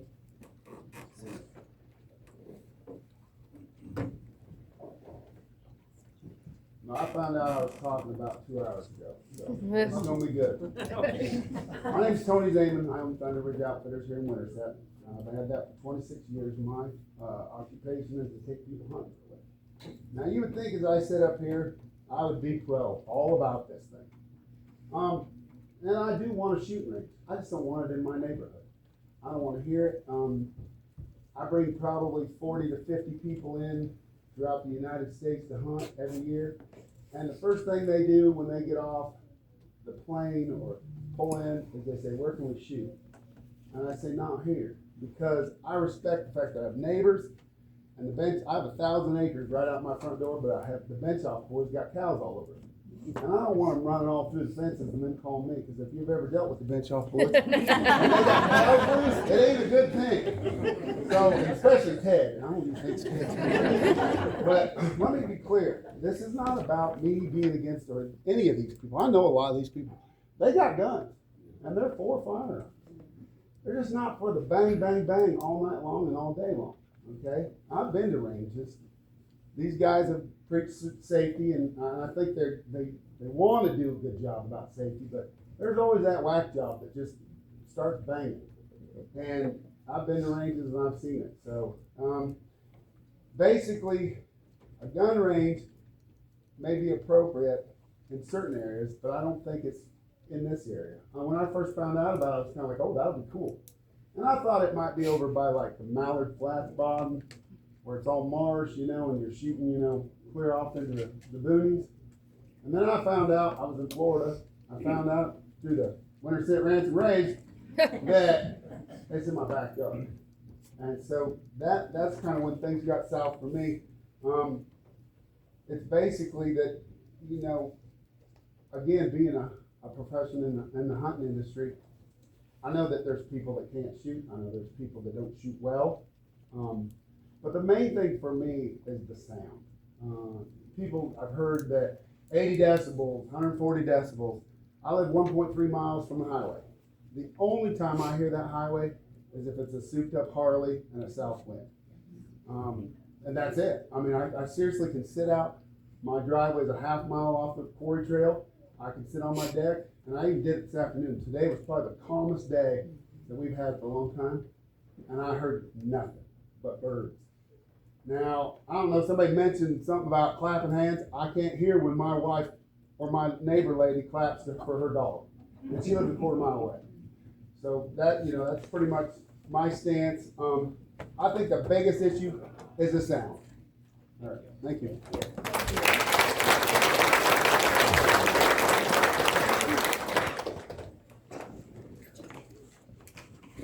My name is Jane Dawson, Winterset, Iowa. So I am a lifelong resident of Madison County. My husband, Ray, that you've already heard from, have raised our children here. We own businesses here. This is the community where we live. We shop, we pay taxes, and we vote. Our home that Ray talked about is a third of a mile from the Vanguard shooting site. That whole area is not remote, as I've seen in some of their documents.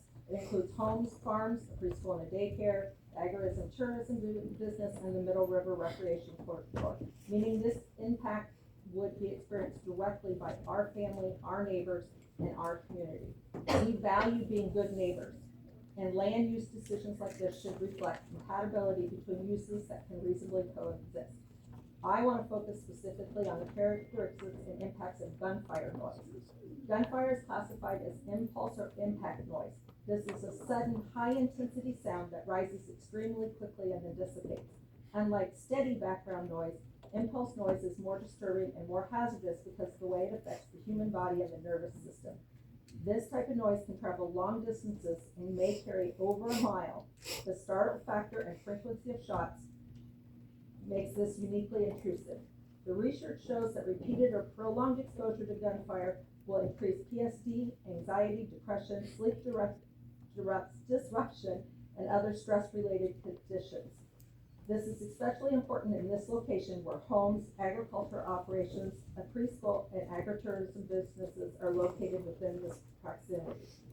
I'd like to briefly play you two sound videos, and I asked Brian, hopefully you give me just a second. I didn't want to have this on while anybody else was talking. Okay, that should be good for a minute. So the first one I'm going to play, I've heard that the highway noise is the same. This is me, and if you could see this, I'm looking directly out. Is it playing? Of course not. This is highway noise at 8 o'clock in the morning from my house. I'm a quarter of a mile. This is all highway noise is. Then if you want to hear, these were taken on at I have so many texts, I'm sorry, Josh sent me this. So these were taken at the new Pioneer Ridge. This is at half a mile from the shooting range. 24/7, 7 days a week, 365 days a year, which is what I'm doing.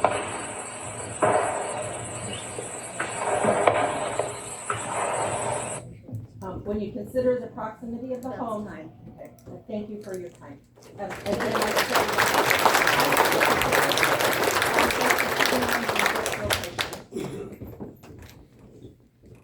We've got one over here.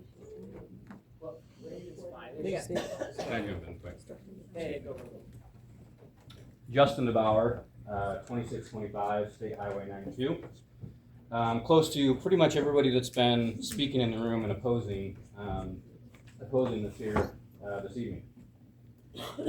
We, the community, most of the people in this room, aren't here questioning a potential need for a facility like this. We are not questioning Black Rifle owners' integrity.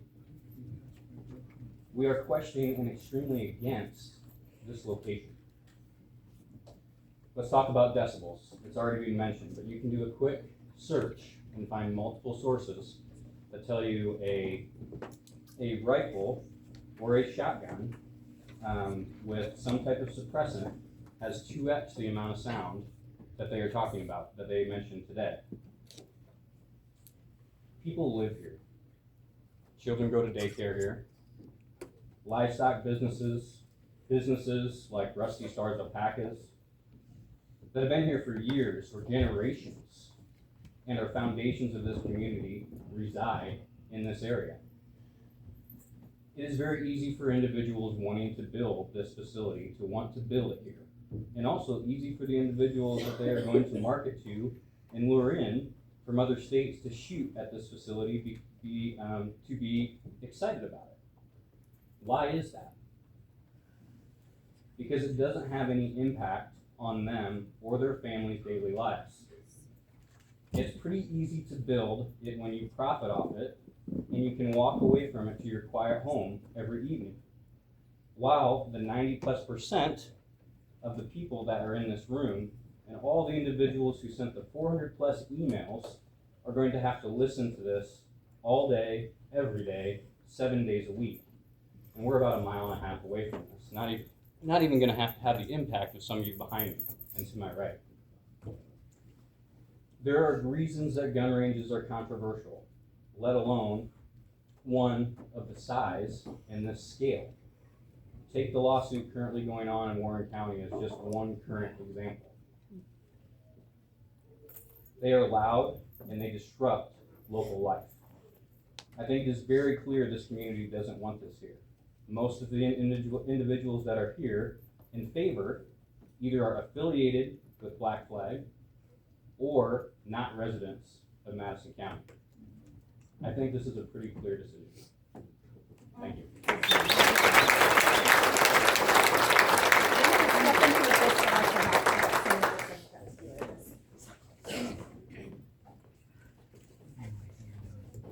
Hi, my name is CJ Carp. I live at 2725 220th Street, directly downrange of their 1,000-yard. Directly downrange of their 1,000-yard shooting lane. Yeah, I don't know. I have a picture right here of my house on the top of their secondary berm. This is their secondary berm that they proposed. There are more houses that I have more pictures too. Okay. There's my house. There are more houses around there. If you simply zoom out on what their proposed range is, you will see all the houses.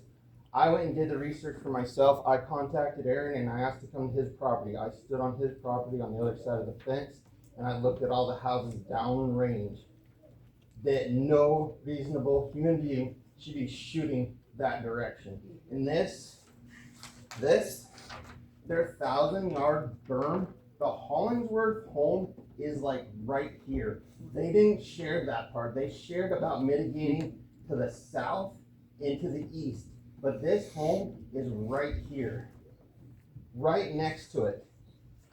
Let alone for their 1,000-yard ranges, it will cross the Middle River 5 times.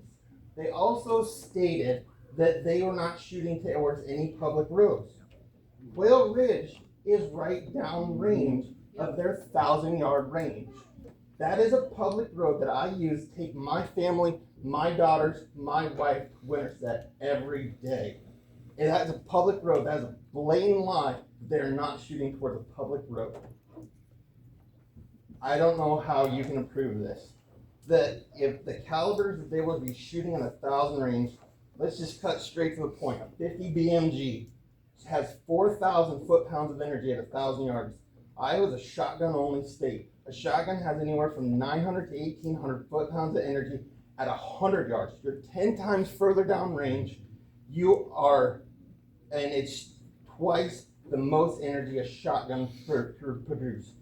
You can't tell me a ricochet or a negligent discharge won't happen. They can preach all the safety they want to. You can't tell me human error doesn't exist. I don't see how this is safe for our community. I don't see how this is safe for our livestock. I don't see how this is safe for any small businesses. They will drive out more small businesses than they will bring in revenue. We're too close to Des Moines. Everybody's going to commute from Des Moines. They're going to get a hotel room in Des Moines. They're going to go back to Des Moines to eat. It's 30 minutes away. It's a quick jaunt. They're not going to come into Winterset. It's the wrong direction back to their hotel room. Yep. Please consider voting no for this.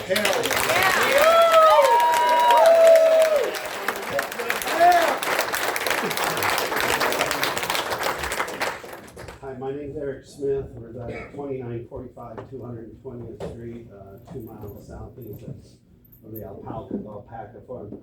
We are Simple Life Farms. We are a high-end cheese producer, dairy goat cheese producer. We farm our own alfalfa. We milk our own goats, make our own hay, milk our own goats, and produce cheese right at 2945 220th Street. I can tell you what's going to happen to our production based on the 4th of July. You can believe all the people that said the studies that are out there, Iowa State. Why not go to the Iowa State College of Vet Med for information? What happens from these noise surges is a reduction in the production of oxytocin in the animal's brain. And out of that, then we have the side effects. 4th of July, on the 4th of July, we experienced about a 60% reduction in our milk production. Maybe the 4th of July isn't the best example, but the days leading up to it and following it, we experienced about a 20% reduction in our milk production. That's what my wife and I are expecting right now. We produce about 4,000 to 5,000 pounds of cheese a year, sold at a premium price, and we sell out 100% every year. We need every single gallon of milk that we can get in order to survive, in order to be profitable. This will be a minimum of a 20% reduction. As far as the decibels, there's been a lot of talk about the decibels. I do think the clapping thing is interesting, and maybe we should say that is a gunshot. You ever been in Hilton Coliseum? Right? That's all they're doing in Hilton Coliseum is clapping as well. You heard the people that are close to ranges today say it's gonna be loud. Right? That's the word that I'm going to go off of. People that live by ranges today. It's going to be loud. It's going to reduce our production. If anybody knows anything about business, why my wife and I kill ourselves to get 10 or 20% more business. We kill ourselves day and night to get 10 or 20% more business, and this will take 20% of our business away. Thanks for your time. I got to go to Davis.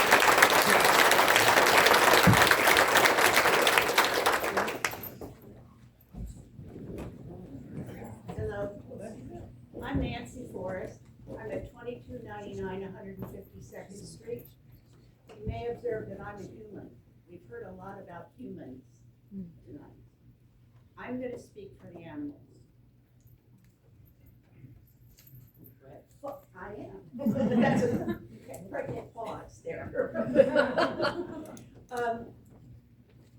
Domestic animals aside, we know something about the impacts of noise and disturbance on domestic animals. I've heard nobody say here that a wild animal is going to be better off because there's a gun club in their backyard, on their highway, potentially messing with their water, their food sources, their nesting capabilities. All of those things matter. So if I'm the only voice here speaking for wild animals and their welfare, please take that for the portion of the pie in terms of the web of life that I represent. Thank you. And by the way, I live about 5 miles from the Cedar Lake Gun Club. I hear them. Yeah. I hear them. Thank you.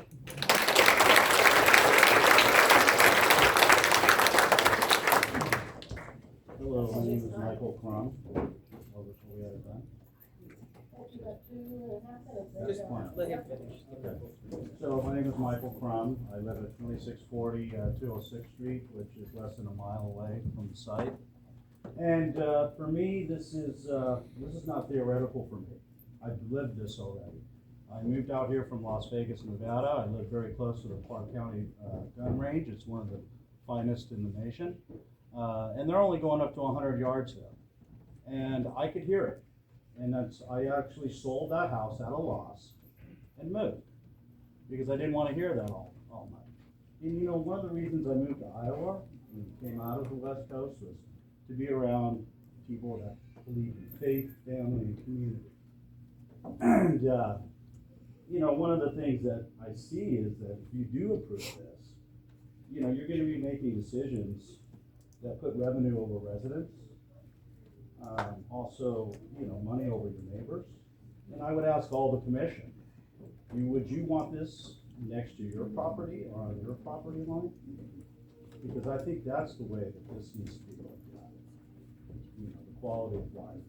Would you yourself want this in your backyard?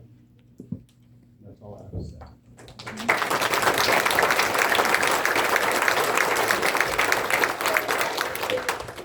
The 45 minutes, is that correct? All right, so now we're offering time for those in favor of the proposal to answer any questions or make additional statements, beginning with the applicants or their representatives, followed by those who reside within 500 feet of the proposal. Again, this is in favor of.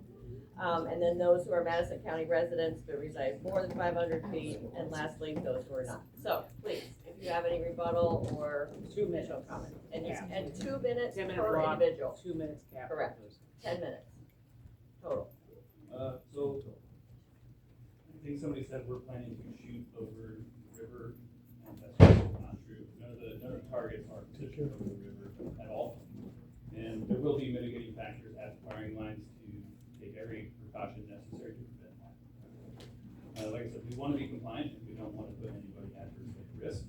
And so that's why part of the reason why I came here, to figure out what exactly we needed to do in order to make this a project that would fit its location. And it's also part of the reason why we didn't go talk to everybody first, because we weren't exactly sure how this was supposed to fit.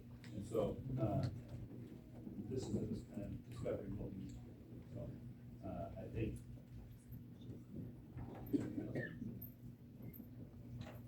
Yeah, and so it's not an underhanded manner. It's but to understand the kind of complex situation of the dual zoning, especially in the comprehensive land use plan, and the state that we're in an agricultural piece of land, but you know there seems to be some conflict within the regulations themselves. So this is to get a better understanding of that aspect. So we're willing to address concerns and move forward on it, and to become more compliant with what's needed in order to make this successful. Anyone else to answer a question or follow up in support of? I've got a question. I read that there's a police range. Is there? Please address your comments to the commission. Oh. State your name, and are you responding to something that came up earlier, or you're asking a question? I just got too long. I was just asking a question. Don't worry me. Are you in support of the I'm proposal? neutral on it. You might as well use this one. Use your 2 minutes. Okay. Use your 2 minutes. I'm reading it's a But police talk to, officer. Oh, address the I'm reading it's a police officer facility. Am I correct? The police officers Is will it- be is able it- to Oh, train it's, them. it's not, It is- it's not a local law. Our understanding, I think, is that it's a dual use that has a. Is it a grant program? No. No, we Okay. do not see anything about it. That's all I need to ask. Okay. Hope we get to those. Where, Alright. information I have in front. I have a question for clarification. In the proposal, they talked about the 1,000. My name is Erin Romar. But are you asking in support of it? You asked if there was a question based on what was presented. I just want a clarification on what they Okay, presented. go ahead. That you had tested a 1,000-yard shot or 1,000-foot shot, and you indicated the decibel that came from that. I would like to know where that occurred and what the land looked like that you were doing that test shot in. You pull up the map still?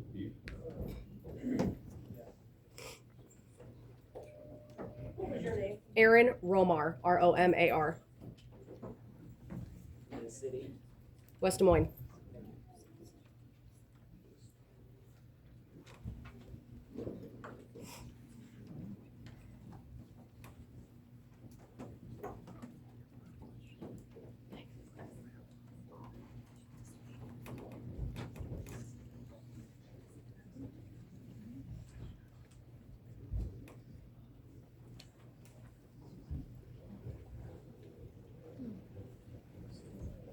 Oh, I can show you on a map if you'd like. Well, can, Address us. yes. All right, I can show it on a map. On the, what page is this? It's kind of halfway through the packet. It's the one that has the project layout on it. It shows the clubhouse and the red arrows where everyone's shooting. There's kind of a retention pond or some sort of water feature there. And I was standing approximately there. It's kind of hard to be at the exact position when you're there just because there's no point of reference.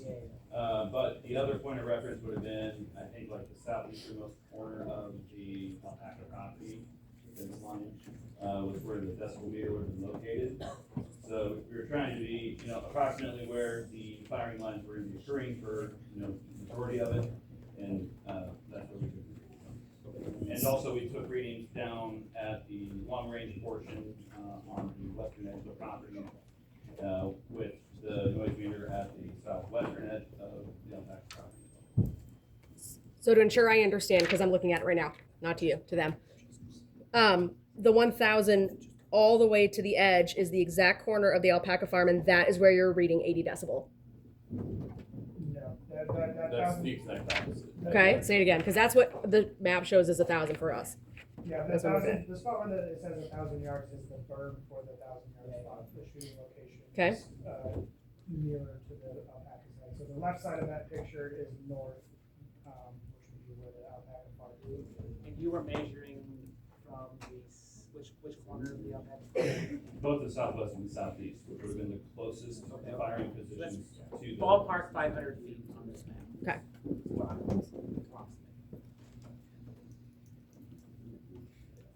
All right, is that for 10 minutes? Sorry. Thank you. Question to Carlos, 2530 Trail. And yeah, I just had a question about the testing that was mentioned. Was that done by a third party or was it done by interested parties? Testing in regard to. So the decibel testing was done by us with a certified device that is the exact same make, model, and certified by Western Police Department.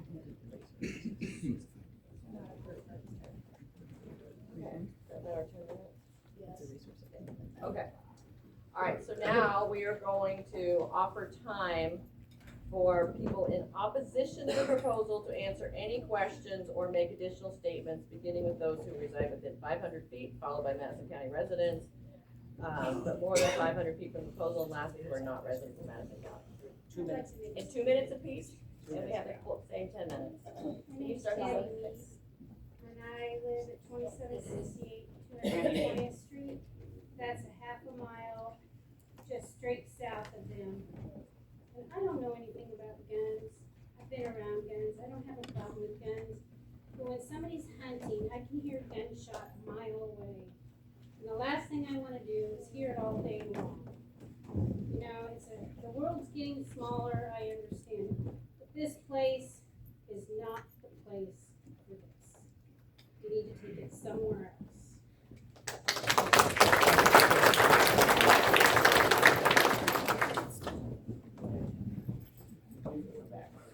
Thank you. Kelly Orton again, attorney at the Brown Law Firm, representing several landowners. We appreciate that they're going to address concerns. Our concern is that they haven't brought anything either in the application or today to show that they're actually going to address these concerns. These decibel tests were done by them. They haven't gotten any third-party modeling done. They don't have really any experts doing any of these testing for them. I would like to say something. Victoria Williams, I live at 2792 220th Street. Not quite sure how far I am. I think it's around a mile. I'm 2 houses down from Tony. I think that this shooting range, I heard these guys say that it, of course, it's not going to, there's a potential for it not to block anything. And it's to the south. I live to the south. Probably not, I live over a hill, so it's probably not going to hit me. I do walk on that road. That road is not just for cars. There's a 4-mile loop that I walk. There's other neighbors that walk that loop. But there's also a 4-wheeler trailer that is used spring, summer, and fall. They were just out there last week when it was nice out, that they would be shooting directly at. So all of these uses that we have of this land, this beautiful rolling hills of our home, I have lived here for over 35 years. I've been in my place for 26 years. It's not just the safety within there, it's the safety of us. When you go out your door and I hear people shooting out my house every once in a while. Okay, fine, that's part of living in the country. But I don't go outside because they're across the street and I worry about things. And that happens, accidents happen. Dogs go crazy, wildlife go crazy. Whoever that lady was, I agree. It's going to chase out. I see foxes, I see possums and deer and eagle. That eagle's been there for decades, or one has been. I've seen it when my kids were growing up, and they're 28, 30, and 30 plus. There's, just all kinds of wildlife out there, and it is a known fact that firing these guns and chases that all away. Someone told me, and I don't know that this is true or not, but these high-powered rifles that shoot 1,000 yards, the bullet can travel 3 to 4 miles. That's going to hit somebody. I'm way in close to 3 to 4 miles. So I just want to say there's so much more to even everything that we said here, the little things. Thank you.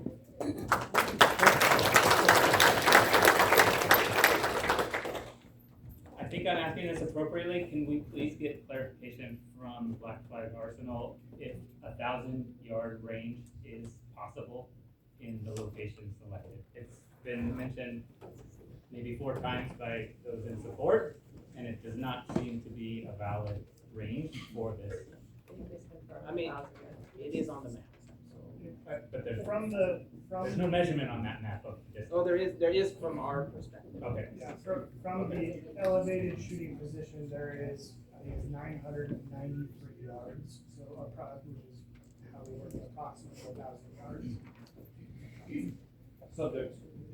Subject to change if we need to move something around for building plans or something like that, but it will be still one of the longest range shooting platforms available, in Iowa.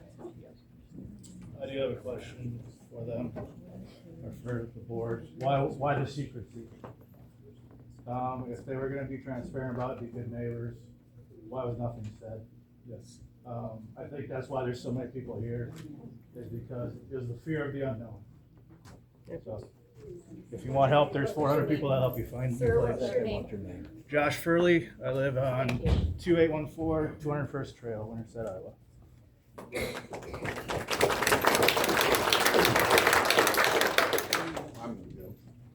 we might want to go ahead and let all the folks that are for this proposal leave early. They've got a little longer to drive, and all of us. I'm good.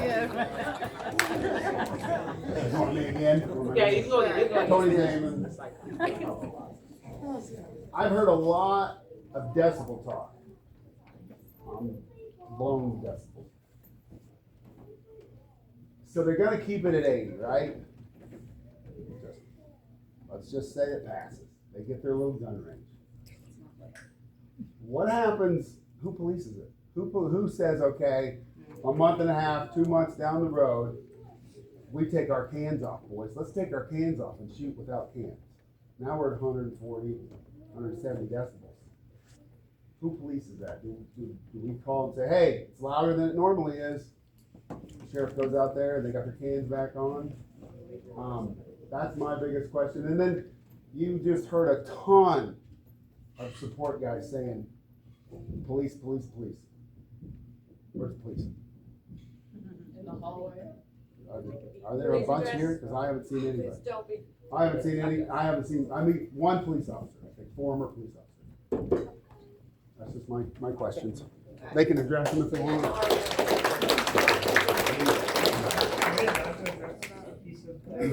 You pause it, give them a chance. Just 2 seconds. One piece of that wasn't actually true is that 80 decibels was unsuppressed, so you can't like make that louder by taking something off that isn't there. Also, a lot of the police that would support this aren't here because showing up in official capacity is generally frowned upon, and so that's why it's done a lot. And even the ones that wrote letters of support didn't want to associate their official position just due to the political nature of things, and not averse to the situation, but just because of the nature of their jobs. But the people who did write the letters are real, and they are in key positions within training within Iowa that affects law enforcement all over. Winterset Police Chief knew nothing about it. Winterset Police Chief.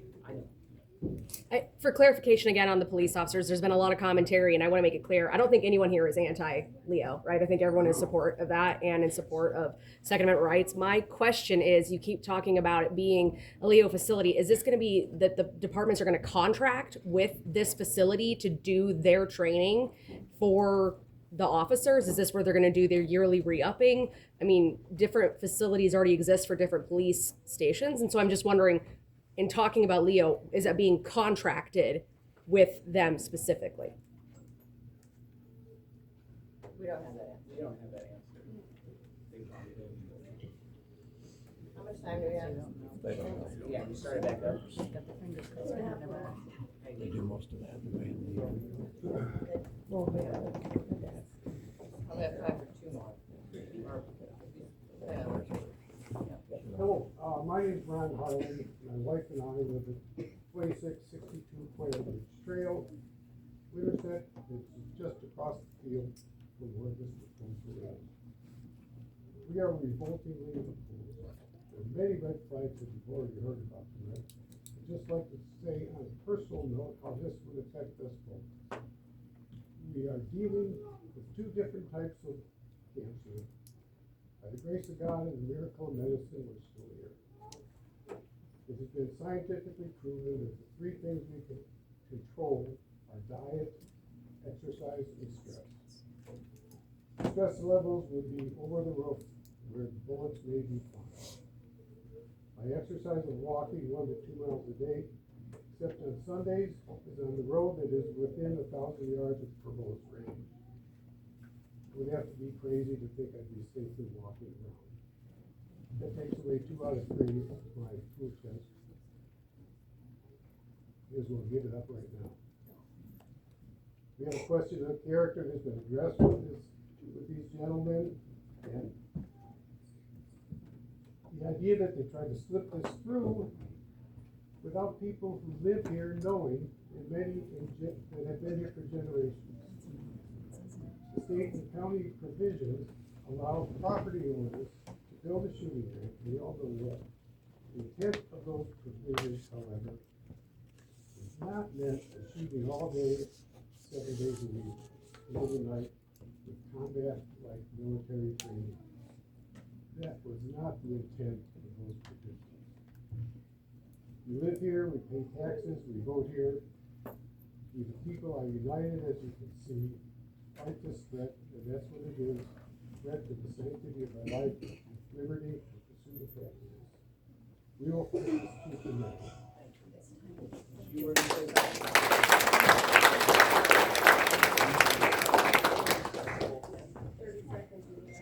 You were gonna say something, or? Yes, and I'll speak fast. My name is Sheila. I live about 1.5 miles with the crow flies from where they're proposing this. And I have anxiety. I've dealt with this for over 25 years. After my first husband was killed at home, my anxiety levels have nothing but raised, and I don't feel that this 24/7 shooting will help my issues. Sheila, what's your last name?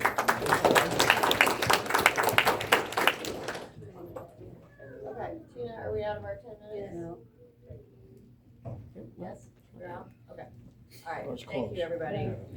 So after hearing comments from both proponents and opposition related to the Vanguard Development Team's application, noting that consideration will be given to all comments and suggestions that have been made, I would ask for a motion, hold your horses, to close the public hearing. Motion by Ryan, second by Joni, all in favor? Aye. Aye, all, anyone opposed? Nope. All right, so the public hearing for the gun club and shooting range to be known as the Vanguard is closed at 9:13 p.m. So the zoning commission can now consider the case and render a recommendation to forward to the Madison County Board of Supervisors. So we open it for our own discussion.